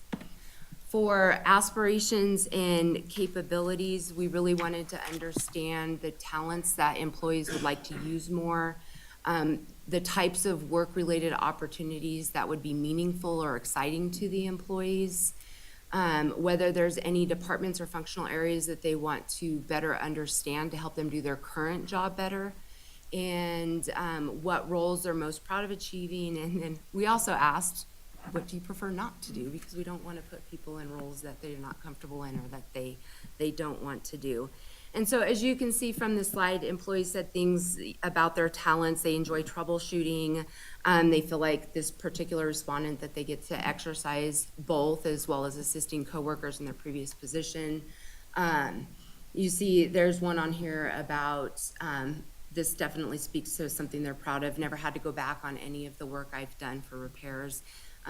That's likely a field employee who reported that. So this was just really good and insightful. It helped us to understand that employees really do want to be part of challenging projects. They want a cross-functional awareness of the organization. They don't want to live in a silo. They really want to understand what's going on within each of our departments so that they can best perform their jobs. And I think the bottom bullet there, overall operational familiarity and system awareness, kind of speaks to that. They really want to know who we are, what we do, and how they play a part of that. And so with that, I will hand it over to Cammie to talk about engagement. Okay, so the engagement questions were centered around what motivates and energizes you, what do you enjoy most about working at TMWA, what do you need from a job and a company to remain engaged, And what can we do to better help you understand our business? And how can TMWA or your supervisor continue to support you? Throughout the comments, we learned that work-life balance is really important to the workforce. The fact that so many supervisors do work with employees is something that a lot of people enjoy and they appreciate. And in fact, one respondent said, "I have never once had a supervisor not work with me with regards to my schedule when I needed it." So it's a really good working environment in that way. The opportunities to grow and develop is something that is throughout, either through certificates, through training, through more formal education, or it could be something as simple to job shadowing or going into different departments and learning about those different departments. And I'll break it down even one step further. There were people that just said working together with other people that are so knowledgeable is another way that they grow and develop. So there's a spectrum of ways that people grow and develop at TMWA that are important to them and that they also appreciate. And then the supervisor support and communication. I did not see a single, and I read every single comment. I did not see a single a comment that said anything negative here. The supervisor support is throughout the organization, at least with the feedback we have, which we have 95% confidence on. So that was great. But so this is sort of the social end of it. So if we went over into maybe the more quantitative side of it, there was a question that said, what do you need from a job and a company to remain engaged? The follow-up question was the quantitative one. How effective is TMWA in meeting these needs? So when we reflect back to the margin of error and understanding that we have this feedback, but it doesn't represent everyone. So what about, the averages, or what about the majority might we be missing? And this question gave us a really good opportunity to pivot to try to find that out. So one way to look at this is you could look at the green bars. So the TMWA is extremely effective or very effective. And that is 69% of the respondents are agreeing strongly that TMWA is effective. But then we have the remainder of the population. So how could we take a look at this in a different way? And the way that we did that is that we divided it into 3 groups. Effectively engaged staff, they're being effectively engaged. Those are the top 2 lines. Again, that's 69%. Somewhat or neither effectively nor ineffectively engaged, that equaled about 26% of respondents. And then the bottom 2, not so effectively engaged or not at all engaged. So the not effectively engaged percentage, in combining those 2, is 5%. So there is a methodology out there that I applied to this that I thought was interesting. This question wasn't designed to be a benchmark, but I think that it is telling because it allows us to do a few comparisons to other organizations. The net effectively engaged metric basically is the percentage of effectively engaged minus those that are not effectively engaged. So in that way, it's holistic because it involves those stakeholders that might be otherwise on the margins of this scale. So TMWA's metric there is 64%. So before we break into what we learned from these categories across TMWA, I'll do a quick comparison of engagement in the larger scope of things. Gallup is an organization that's been doing employee engagement work for about 30 years. And if you look at the graph, you can see that the green line is engaged employees, and the broken orange line is the disengaged employees. And it's from 2000 to 2020. And you can see the margin in between those never gets very big. But then when you go over into where TMWA's at, there's a 64-point difference between those that are engaged and those that are not engaged. That's a really healthy difference. There is, and the fact that only 5% of TMWA's respondents are at that lower level, it just speaks volumes to where TMWA is out with regards to the engagement culture that they have at their organization. And to the right, there's some other comparisons. I'd like to focus on the culture AMP comparisons because it's an organization that does international work. They have national benchmarks, international benchmarks, and then they go regional as well. And they use the NPS metric that I just defined. And you can be negative. You can have an organization that has more people that are ineffectively or disengaged than engaged. And you can see that in the building materials sector. So it's good news. It's a positive reflection of TMWA's culture. But again, we want to see what we can discover on the margins. So in each one of those categories, they were isolated and they were looked at independently.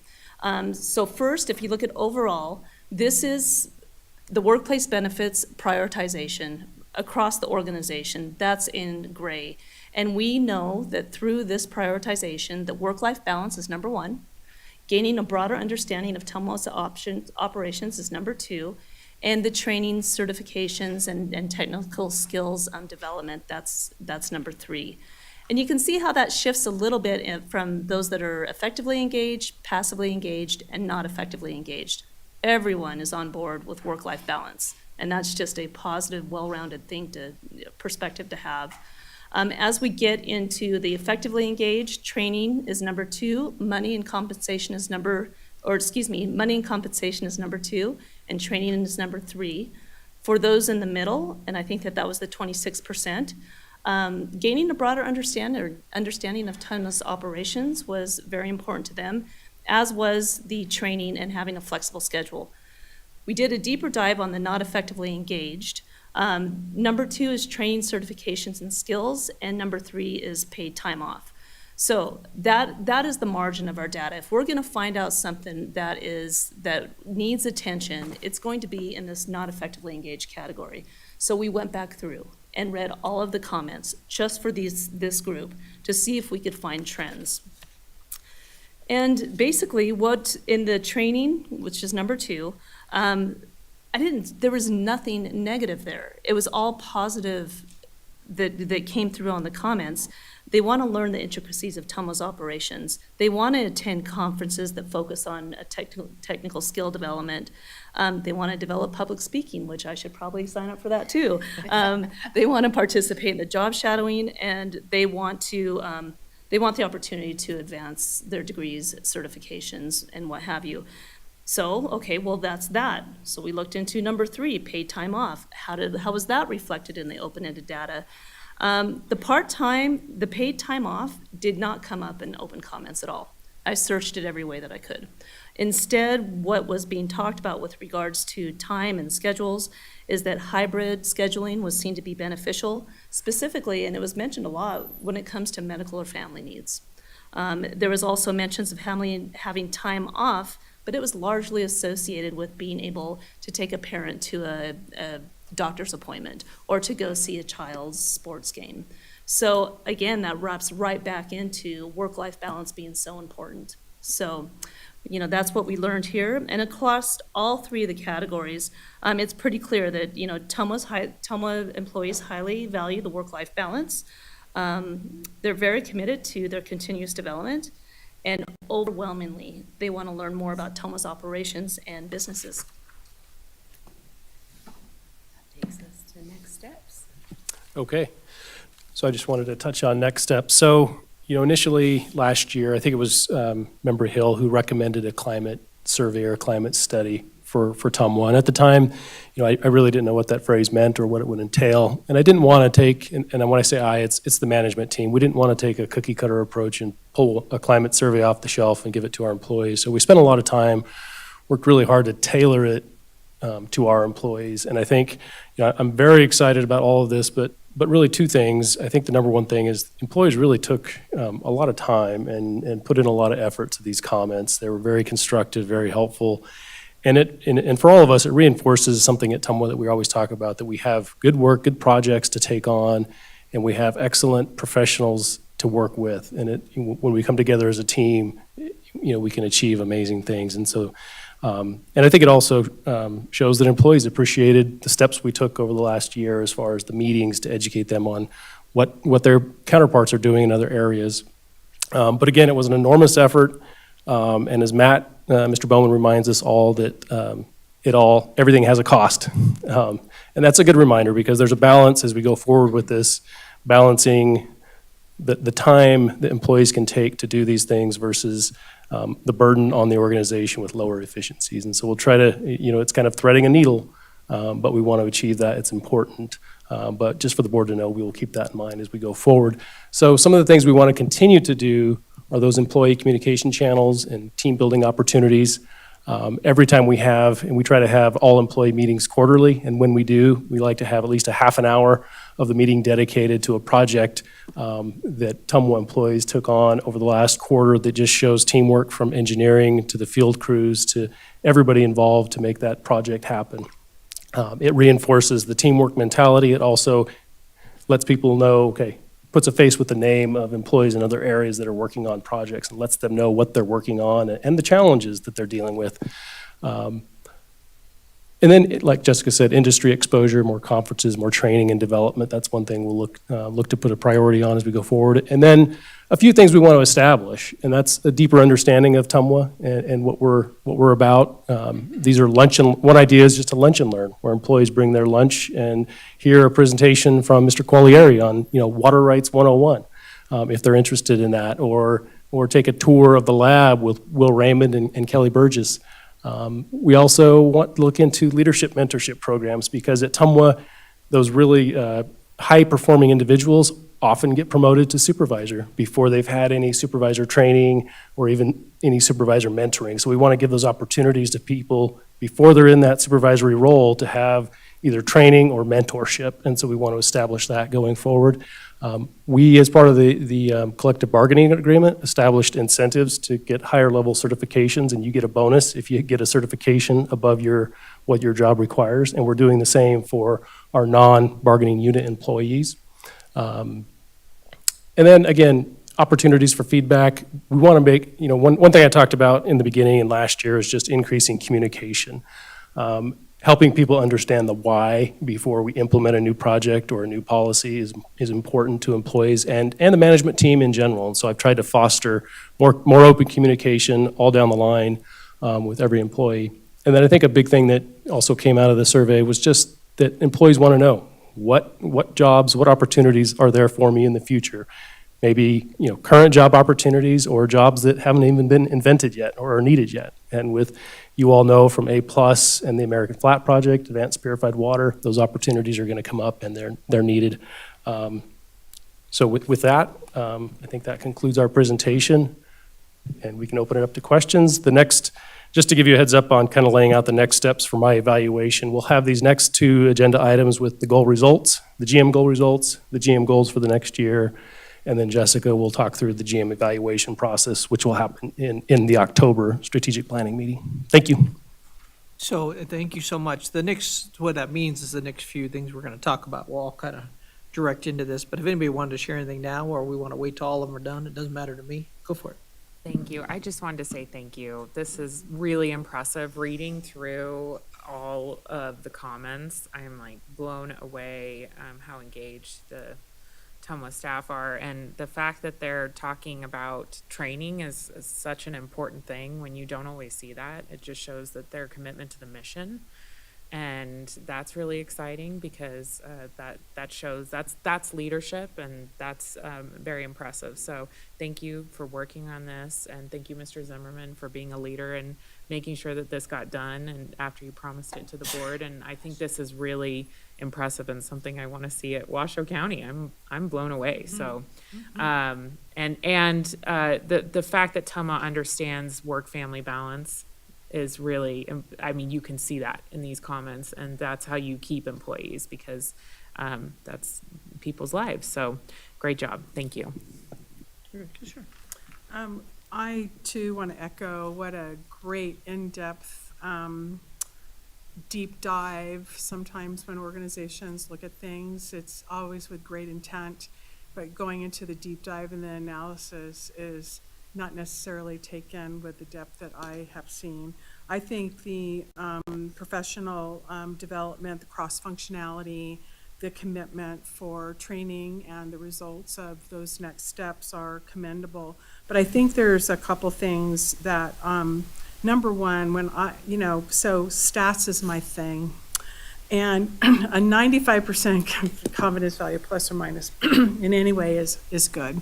Well, is a high number, depending on what you're looking at. But my point directly is that it speaks, in my opinion, to the culture of the organization. Overall, having a culture where the number one reason that most people, employees, is being valued. And I think that that's what you saw. And so to me, I think that that's very commendable to having a 20-year organization, which when you said 20 years, I'm like, wow, it's been 20 years since it was created, is really a testament to the leadership and the commitment to keeping everybody not only engaged, but a sense of pride for the organization itself. And so having a path to be able to build on that is really commendable. Having said that, I do have some questions in terms of gaps and where that cost, we may see that cost. Because you mentioned early that obviously it's 20 years, so it's going to start moving into a retirement opportunity for those to go on to whatever the chapter is that they see in their life. Maybe water might not be it. But I'm wondering what the numbers are projection-wise in terms of that gap. So you had those tiers, and I realize that, again, it wasn't mandatory, and these are just a big gap number, but those that actually fell into that 3 to 5 year, yep.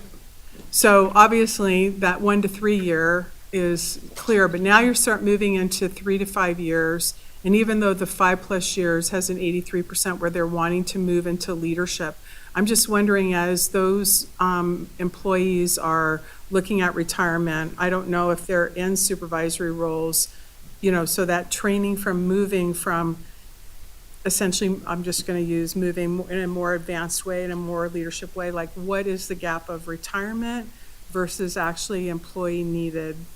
And do you know what I'm trying to get at? I don't know that I understand completely what you're So if you have 266 employees, and you know that projected-wise there's going to be a percentage of those that are going to be in retirement, what is that number about? Do you know? You don't have to do it right now. I can talk to you offline. I just think that it's interesting to correlate that into the responses as well. Do you know where I'm going? And I'm only pointing because I think you might be the stats person, so Yes. you and I can probably talk offline.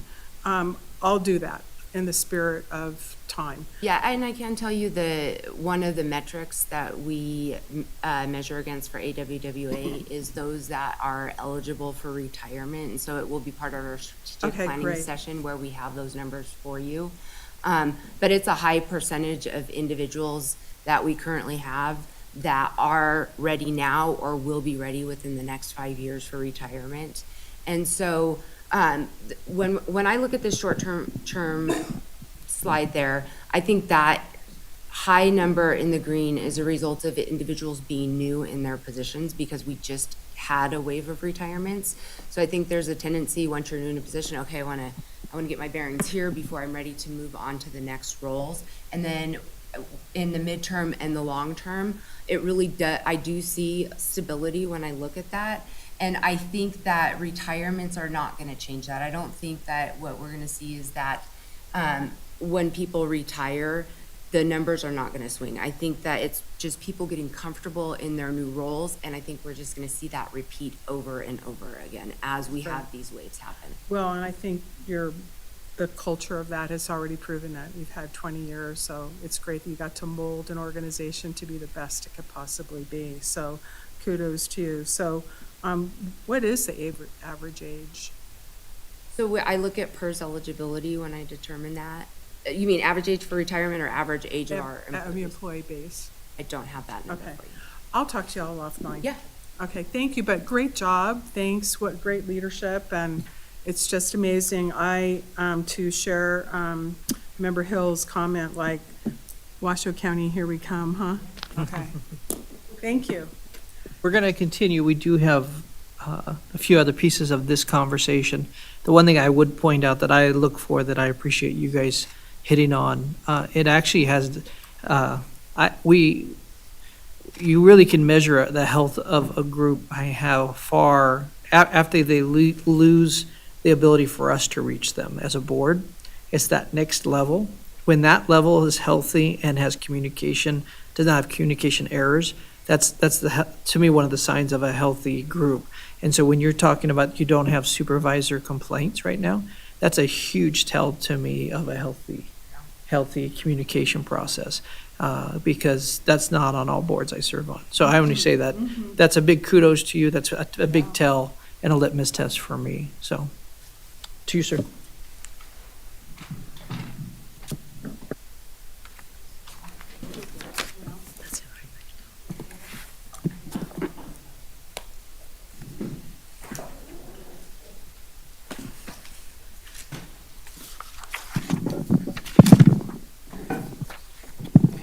Thank you, Mr. Chair.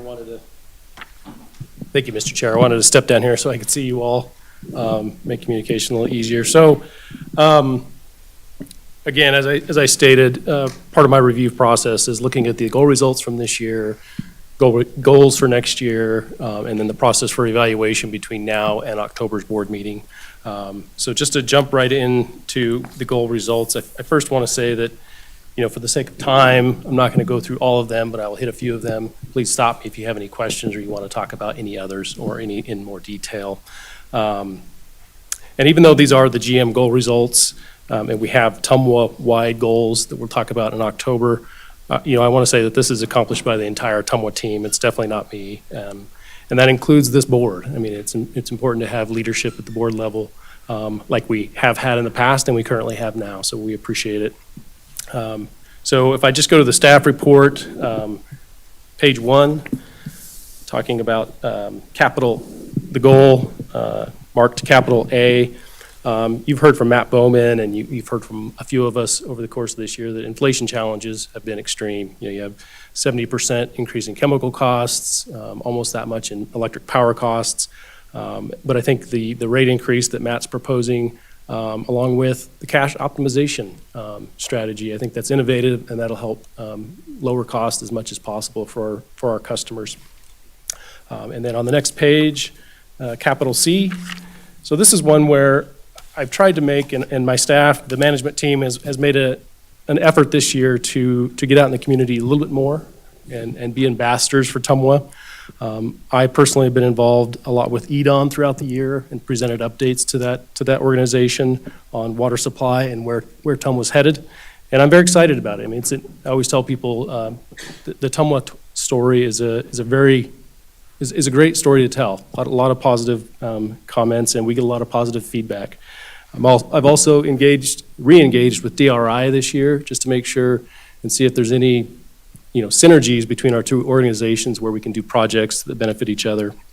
And then also participating in the Nevada Water Innovation Institute with Dr. Pagila, John Enlow, and staff from all of your city and county. And then I've also tried to network with your staff members from the City of Reno, City of Sparks, Washoe County, RTC, just to talk through how TMWA can help them. I mean, and part of that shows in what we're doing with some of the return flow and the water right accounting, helping the cities work through that accounting so that they can deliver treated effluent in the Truckee Meadows and out to Tri-Center and the TRI General Improvement District.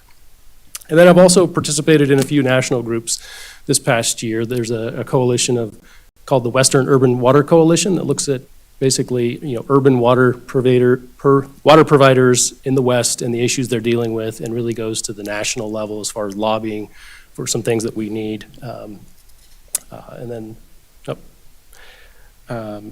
that's okay, Sonia, thank you. And then also just participating in the American Water Works Association. That's a critical group for us. They also go to Washington, D.C. every March and meet with our representatives and talk through the important parts and the important things that are happening for water purveyors. And then I'll go to capital E, again on page 2. That's a bit what Matt touched on, what Danny touched on. We have a culture of constantly looking at problems as challenges to overcome in the most efficient, cost-effective manner possible. And I think that's another culture that TMWA has. And you look at that in maximizing our hydroelectric revenue. We're also starting the Ore Ditch project, which is creating hydroelectric power behind the meter at our Chalk Bluff Water Treatment Plant. That's our main water supply for this region. That Ore Ditch project will also be a backup emergency power source for that, that water supply, so it's critical, and we're moving forward on that. And then jumping into page 3 of the staff report, and please stop me if you're having trouble with where I'm at, but lowercase b, that's just it talks about Rule 7. Those are the water rights that we can commit to new development. At TMWA, we require water rights to be dedicated when you come in for a new project. And our Rule 7 inventory is basically a bank of water rights that the community can use. They have to pay TMWA for the value of those rights. We commit them for projects, and it's really important for small developers that maybe are not in the water rights market, don't have water rights themselves. If they need an acre foot, 5 acre feet, they have a ready source for that. And 582 acre feet sounds small, but that's a significant amount of water rights for this community. And so we'll continue to do that, continue to look for new and more aggressive ways to purchase those water rights and keep that inventory at a substantial level. Lowercase e, that goes to Jessica Atkinson, updating our administrative instructions. That was a very, very complicated process, and I think Jessica showed a lot of perseverance going through that. There was a lot of updates to go through, and she presented that to the board this past January, I believe. And then on page 3 again, lowercase f, again, this goes back to hydro revenue, the Ore Ditch project, the cash optimization project. Also, and no small part of that is just going to paperless billing, which is saved every year. It'll save us about right now, $326,000 a year. And so it's again, looking at those process improvements that can make us efficient as possible from an administrative perspective. And then going on to the specific objectives, so that would be page 4 of your staff report, number 2. There's a lot of work going on in this area. We first looked at, this has to do with, or one of the projects in this area has to do with TMWA managing water rights for Reno and Sparks so that they can continue to use treated effluent in this valley. So we did that. We worked with the Pyramid Lake Paiute tribe and reached a settlement on basically how are water rights accounted when you're sending treated effluent to a reclaimed customer. You need to have additional water rights in the river to make up for that return flow. And so we settled with the tribe. The next phase of that will be working with the tribe and others on the same type of accounting, but for sending treated effluent to the Tri-Center and the TRI-GID.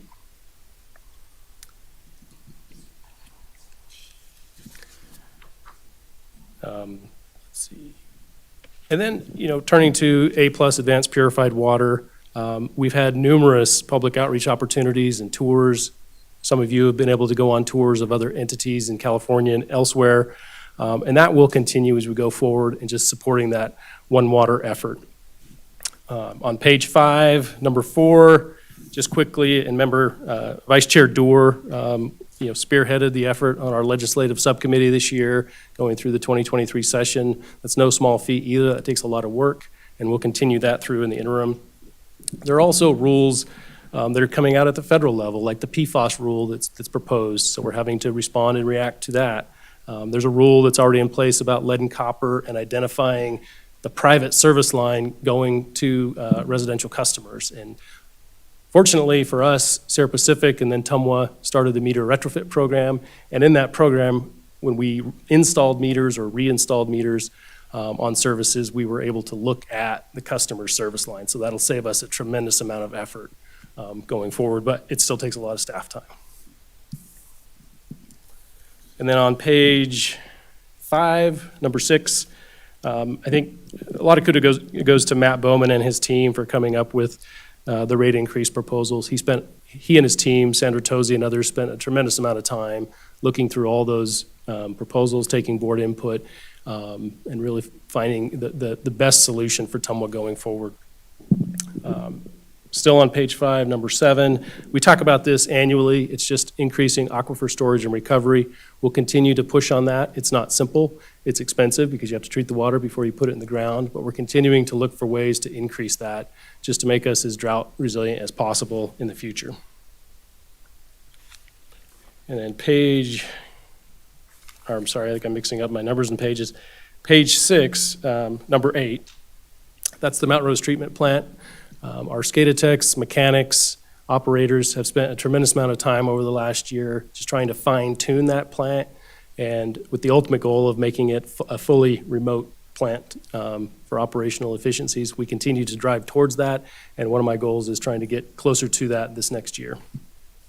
And again, please stop me if I'm going too fast. I'm trying to be cognizant of time, but also be as thorough as possible. But the Mountain Rose treatment plant, that's a critical asset for that area, just with conjunctive management. And then on page 6, number 9, that one is one where we've spent a considerable amount of time. We talked about it in the last board item. We just want to continue with succession planning, employee development. There will be a lot of key retirements coming up in the next few years, and we want to make sure we're ahead of it. To Director Andriola's point, we're very fortunate at TMWA. Most of our employees who want to retire are giving a year or 2 or even 3 years heads up before we do that, so we can try to capture as much institutional knowledge as possible, try to train up replacements and give them as much in the seat time as possible before they actually have to take over. So we'll continue to do that, and probably until I'm retired myself.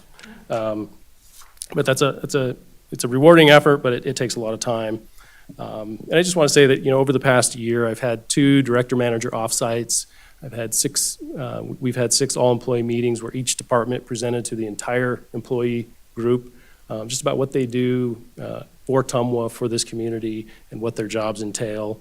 I've also started having one-on-one lunches with every employee. I haven't captured all employees. I'm at the very tip of that, but I just want to meet with them, thank them for what they're doing for TMWA, answer any questions they may have, and just take their input. And so they know, and to kind of reinforce at TMWA, we have a very open door policy. We have working directors and managers. They're in the weeds all the time with their employees, working side by side, sometimes literally in the trenches. So that's another piece of it. And then on page 7, item 13, a big part of that is just maximizing the benefit to TROA, but it's also looking at upstream watershed protection.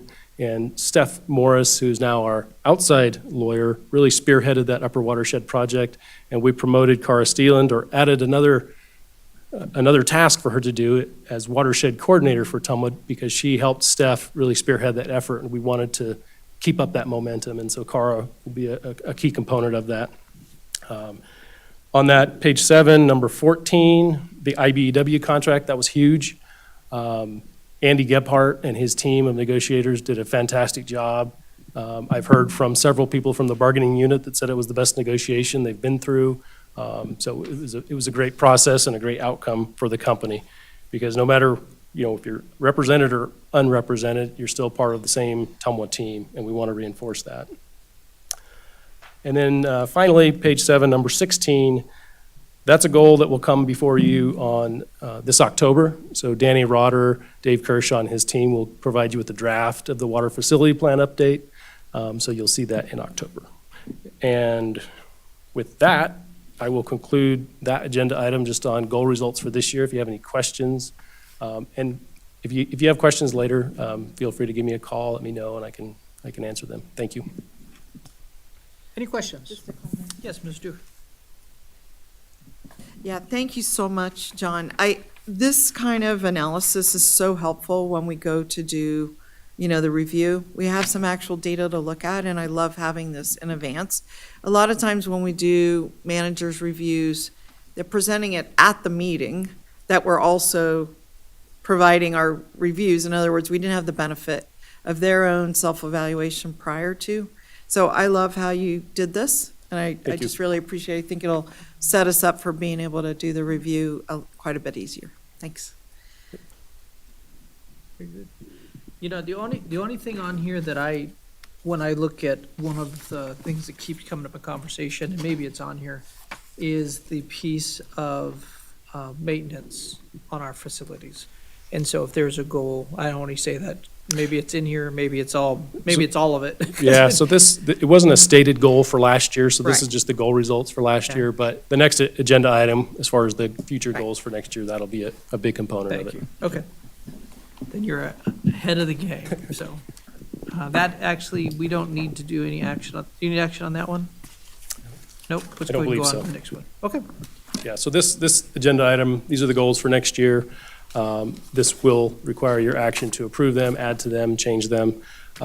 You'll see that they're all the same as far as their description. I haven't added any new goals. We had some new goals last year. I haven't added any new ones because there's a lot involved in all of this. So the text hasn't changed, but a lot of the goals, we're progressing forward, like I touched on with our succession planning and employee development. We'll continue to do that. So even though it's the same goal, we're taking more steps going forward. So a lot of that'll be what I just talked about. So on page 1, again, of the staff report, capital B, that'll be just in going forward with this rate increase, we want to have a robust public outreach and communication effort, and then also the implementation of that. Matt Bowman talked a lot about the rate structure, cost of service analysis. That'll really get ramped up, and you'll probably have some updates about that over the course of the year. And then we also want to close on that cash optimization transaction and try to make it most benefit for TMWA and our ratepayers. Capital E, I've already talked about that a little bit on page 2. Just continue to look for process improvements and ways to make the cost of water as low and as efficient as possible. And then on page 2, lowercase a, actually I might be mixing up might be page 3, sorry. This goes to just monitoring federal and state legislation. There are funding opportunities out there, like Mr. Bowman touched on, the low-income program. National AWWA is pushing that along with a lot of other water purveyors, so we want to continue to support that as well. And then just look for all kinds of funding opportunities that are possible through federal or state programs. Lowercase f on that page 3, just minimize the cost impacts to TMWA customers. That's maximizing our hydro revenue. That's part of that's the Ore Ditch project, but we're also kicking off negotiations with NV Energy on our purchase power agreements. So right now they purchase our power from our 3 operating hydroelectric plants. Those purchase power agreements don't expire for a few years, but for planning purposes for us, for TMWA, we want to make sure and try to negotiate those agreements now and get them locked in now so that we can plan over the next 20 years. And it might not be NV Energy, it might be some other buyer, but we want to kick those off right now so that we're able to plan for it. And then specific objectives, number 2, continue pushing forward with the American Flat project. That'll come back to the board for final approval before we go out to construction on it, and that'll happen this year. So that'll be one thing to look out for. Also, like I said, with the Tri-Gid, we'll try to get a settlement with the Pyramid Lake Paiute Tribe and any others just on treated effluent reuse and the water right accounting.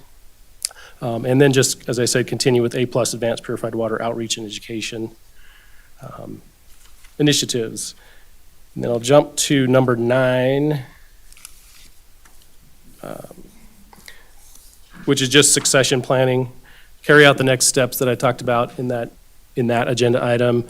And I really want to, and this is to Chair Dare's point, to really focus on succession planning at our core. We're talking about mechanics, SCADA techs, water treatment plant operators. We've done a lot over the last few years with cybersecurity improvements, physical security improvements, but we really need to focus on that core and increase those preventative maintenance levels so that we're ahead of the game. And then also just continue progress with a new generation of water professionals. John Enlow ultimately will retire, and there'll be people like Lydia Teal, Danny Rotter, Will Raymond kind of taking it over from there and advancing A+ purified water. And then, even to touch on, and this board really hasn't looked at it much, but there's a potential for a Spanish Springs nitrate treatment plant so that we can fully utilize some of those wells out there that are impacted by nitrate. And that'll also go into, working with Great Basin Water Company on whether they want to tie into that as well. And I think, and Danny and Matt touched on this, but just one thing for the board to consider is that even though TMWA has a solid water supply portfolio and our predecessors have done a magnificent job of putting us in the best situation, it's still very expensive to operate this system. Lots of wells, tanks, pump stations. And again, getting to preventative maintenance and just the cost of water. I mean, it's going to increase. The easy, clean, cheap groundwater is gone. So any other new sources we look at, they're going to be expensive. So just for this board to be aware. And then number 13, and that's the final one I'll talk about. Again, maximizing TROA. In the next year, we'll kick off an update to our water resources plan. The last one was 2020. The next one will be finalized in 2025, and so we'll start kicking that off. And part of that, we'll look at climate change modeling, because the models have changed, the resources have changed, so we'll look at that again, and that goes into number 13. And that's it. So with that, I'll take any at Like I said, at the October board meeting, we can go into greater discussion on any of these goals or results. I got a question. Go ahead, Ms. Stewart. Yeah, phenomenal, John. This is obviously a lot to do. You know, it's a ton. And what I do note from our last presentation, this one, is that much of it is on the technical stuff. And we had an issue come up recently, which dealt with more with customer billing, when we turn off water. You know, this is where a lot of what our customers see is not what you just laid out. They're not involved in TROA or worried about our maintenance or anything like that. What they worry about is just, do I have water today? And if, what's my experience with the customer service side?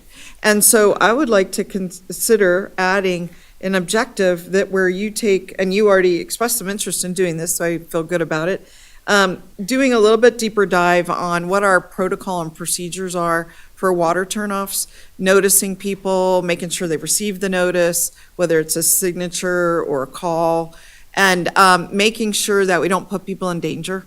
The issue, just so the rest of you know, that we were talking about, I think you know, and also Lexus got a letter, maybe everyone did. We did. But I dived right into it, and I was up to all hours talking to that gentleman and finding out more about his situation with the horses. And I know he didn't pay his bills, and I get all that. And sometimes people don't pay because they forgot, they missed, they out of money. There's lots of different reasons.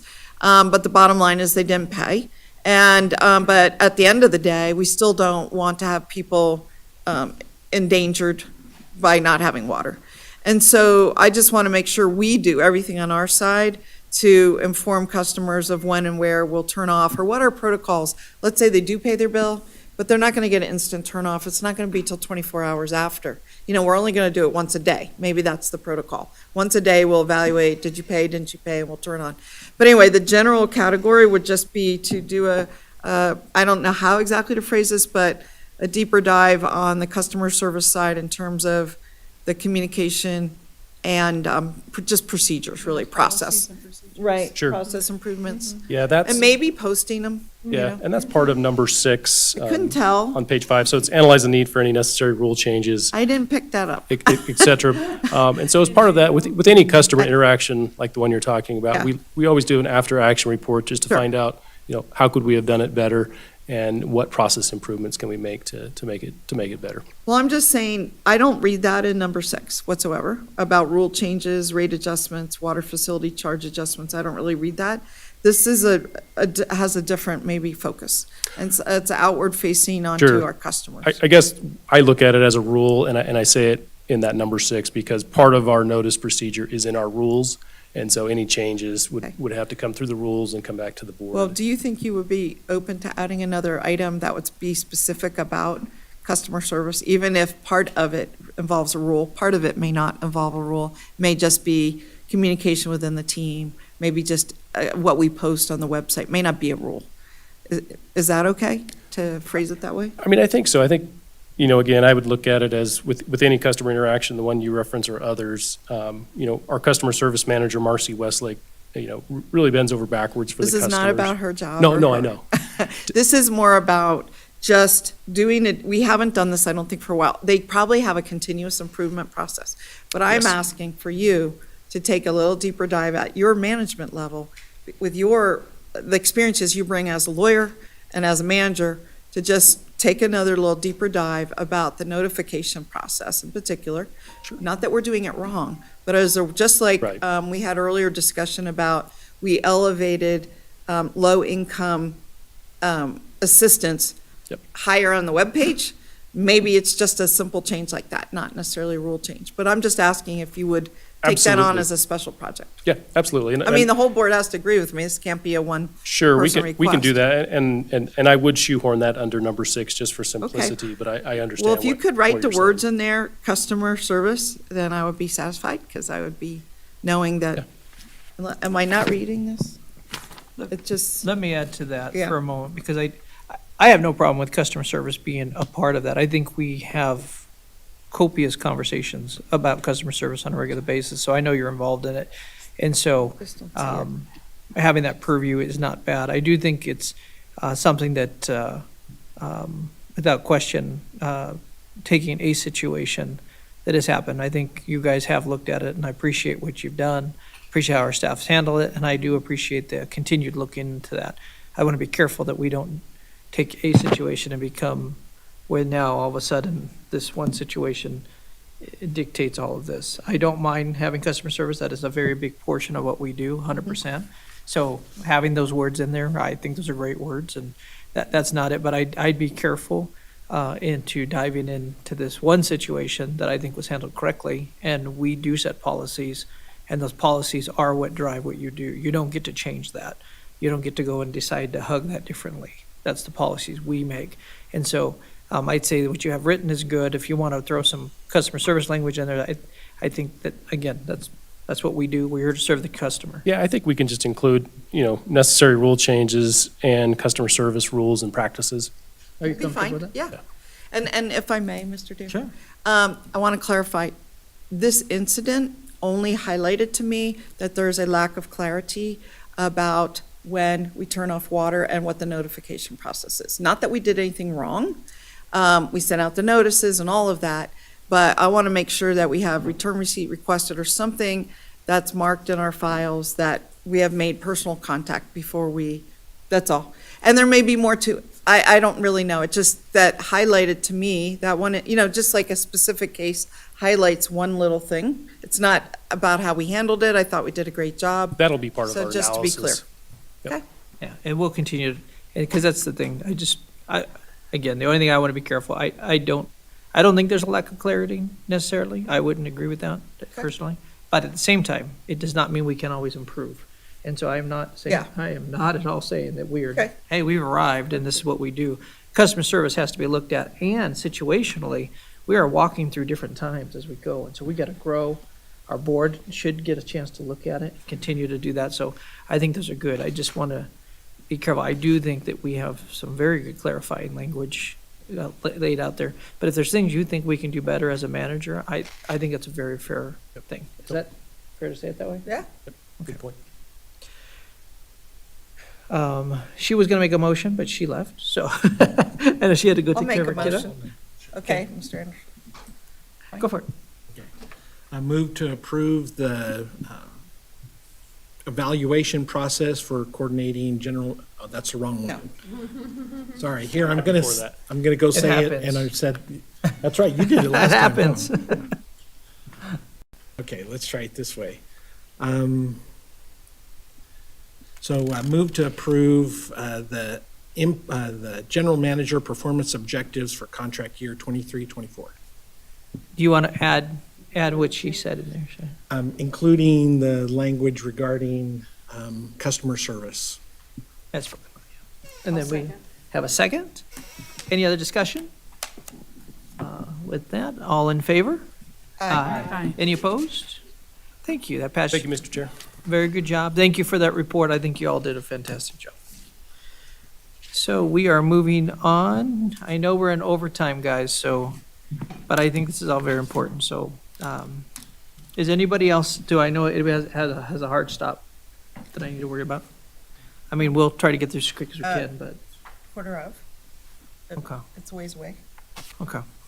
So we are moving on. We'll try to get this quickly, but like I said, it needs proper attention. Go ahead. All right, for the record, Jessica Atkinson, you almost made my job easy on this one. This agenda item is related to the actual process for the general manager evaluation. This was last approved by the board in 2021 is when this evaluation process was approved. As you guys know, the contract that JZ has with the board is dated July of 22 and requires an annual performance appraisal. We have a form that's attached to this agenda item that was approved by the board in 2021, has 7 rating categories. I won't go through them just in the interest of time, but they're spelled out in your staff report. Each category has an opportunity at the conclusion of the category for evaluators to provide open comments if they so choose, in addition to just the general rating. The form is the same as what we used in 2021, with one exception. The section that is called Management of Staff, there are some changes to that section, and those changes were made to incorporate Mr. Zimmerman's goals, as well as the comments that the board made during the hiring process to ensure that we were capturing that in there. And then the second part is the actual timeline and process. The way that we've done it in the past and what's proposed is that we continue to follow that. I facilitate the process by sending an email to all of the board members and senior staff members at TMWA with a link to a Survey Monkey questionnaire. That's the attachment that's in there. It's confidential, so there's no names or anything like that. Within that email, I specify the requested timeframes. This would go out on 9/25 through Survey Monkey. And then the deadline to submit the responses would be October 11th. That gives us a 17-day survey period. It also gives me plenty of time to send out reminders as I'm watching the numbers come through and make sure that we have everything that we need in, so that we can prepare the staff report for the board and have it ready by October 18th. And then October 18th is when the formal evaluation responses become part of the board packet, and the board has the opportunity to do the evaluation of Mr. Zimmerman for contract year 22-23. Any questions? It's pretty straightforward. It's what we typically do. I appreciate the added language. I think that helps round out kind of what the season we're in and the stuff that you're focused on, Mr. Zimmerman. And so I'm looking for a motion. I'll move to approve as presented. I have a first. Do I have a second? Second. I have a second. Any other discussion? All in favor? Aye. Any opposed? Passes unanimously. Okay, we are moving on now to item 15. Discussion and action resolution number 320. A resolution to approve funding for the project recommended by the Truckee River Fund Advisory Committee, and an authorization for the Community Foundation to fund such projects from fund proceeds. And as you begin, I just want to say I had a great meeting with them. Very much enjoyed you guys being there. Thank you for helping facilitate that, and it was wonderful. Oh, yes. Good afternoon, Board. Sonia Folsom for the record. Cara Steele, sorry, go ahead. And Cara Steele for the record. We attended the Truckee River Fund Advisory Committee meeting on August 18th, where they reviewed and approved the fall RFPs. There was over about $950,000 available for funding in FY '24. The 4 proposals totaled almost $300,000. All 4 were approved for full funding. Quickly, the first one was Sierra Nevada Journeys Watershed Initiative, Education Initiative. This year, they're going to reach about 700 students in 26 classrooms, and that they're very quick to provide their final report, and they're always successful in educating the students, and then that spills into the community because they bring it home with to their parents. They have like kits that they're brought home, and they do their class work there as well. City of Reno Lake Park Watershed Project, that was also approved for full funding. This project is going to diversify the landscaping, which will improve water quality in the pond.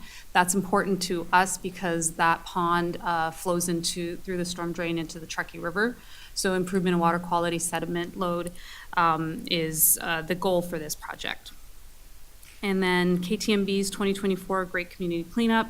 That's an ongoing program that spills into spring, fall, and adopting sections of the river.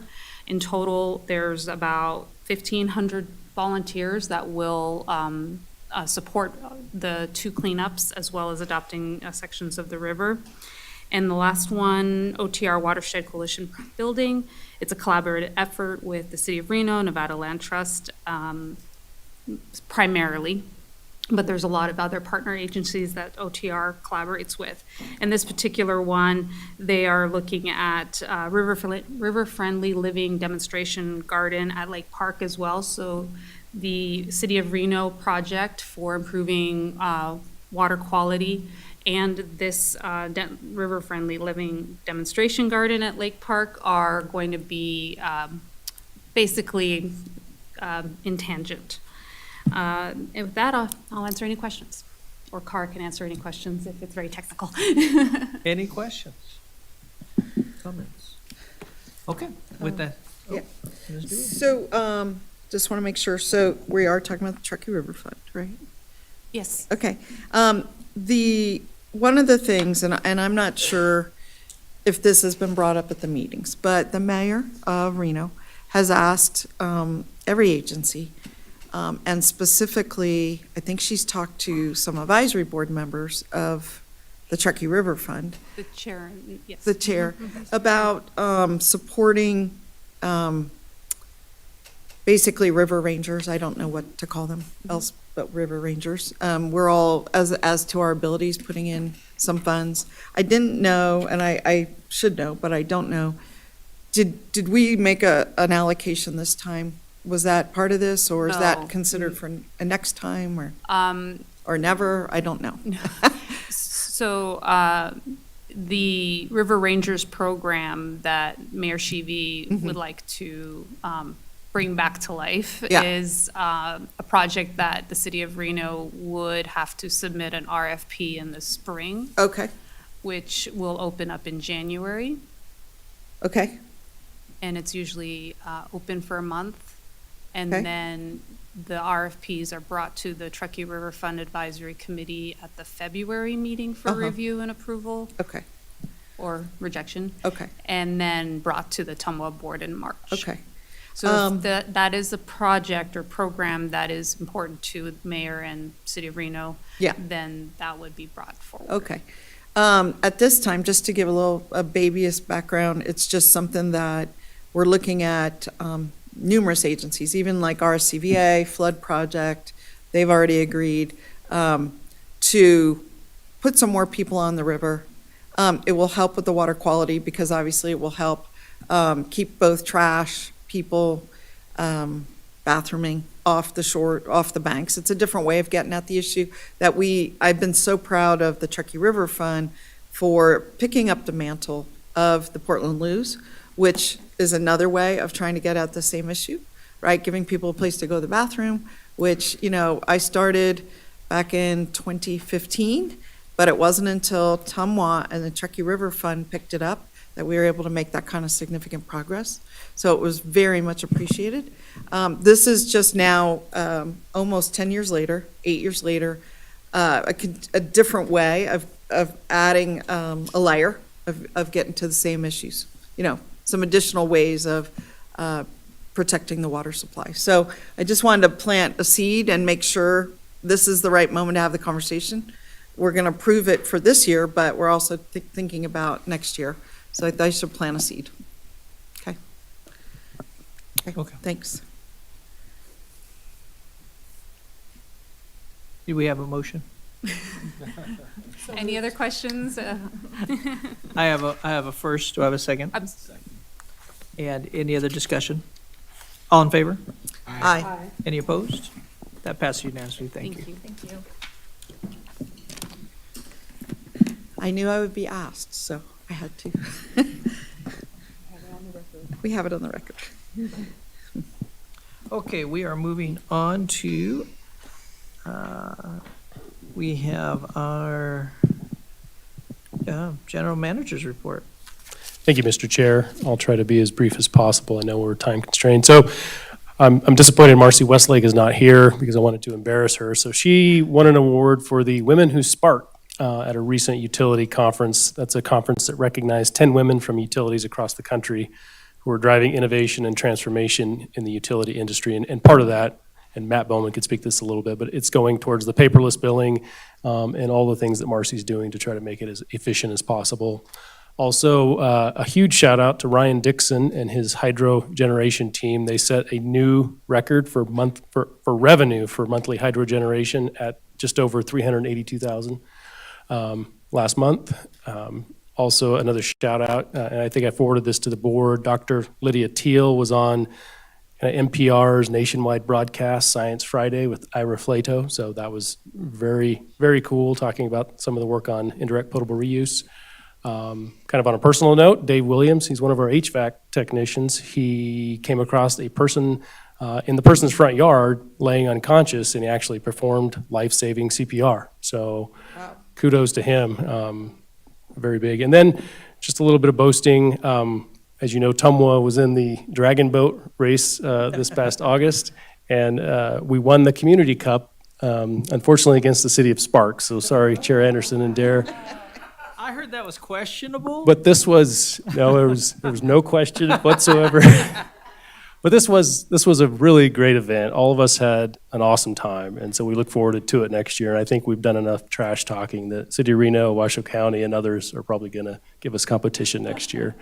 And then on Friday, October 6th, we'll participate in our annual Independence Lake cleanup. So this is where we go up on a Friday and help the Nature Conservancy blaze trails, put away their kayaks and boats for the year. So it's really a good time, and we've invited, all board members are welcome, including SAC members as well. It's a good time, so I'd appreciate seeing you up there. And then lastly, and I wasn't planning on doing this, but I appreciate Chair Dare for the moment of silence for Pat Quigley.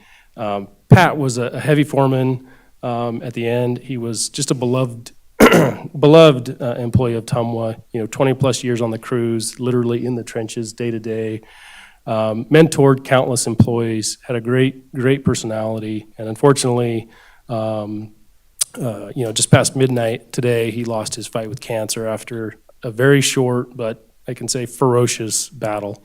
And so, our thoughts and prayers are with his family. And I didn't want to end this on a negative note, and I don't think Pat would want us to either. So I really want us to celebrate his memory, and again, thank you for the moment of silence. Appreciate it. Thank you. Any other board comments? Okay, we do have public comment if you would like. Okay, well, you could have the final say. Okay. Well, thank you so much. This meeting is adjourned. Thank you all so much.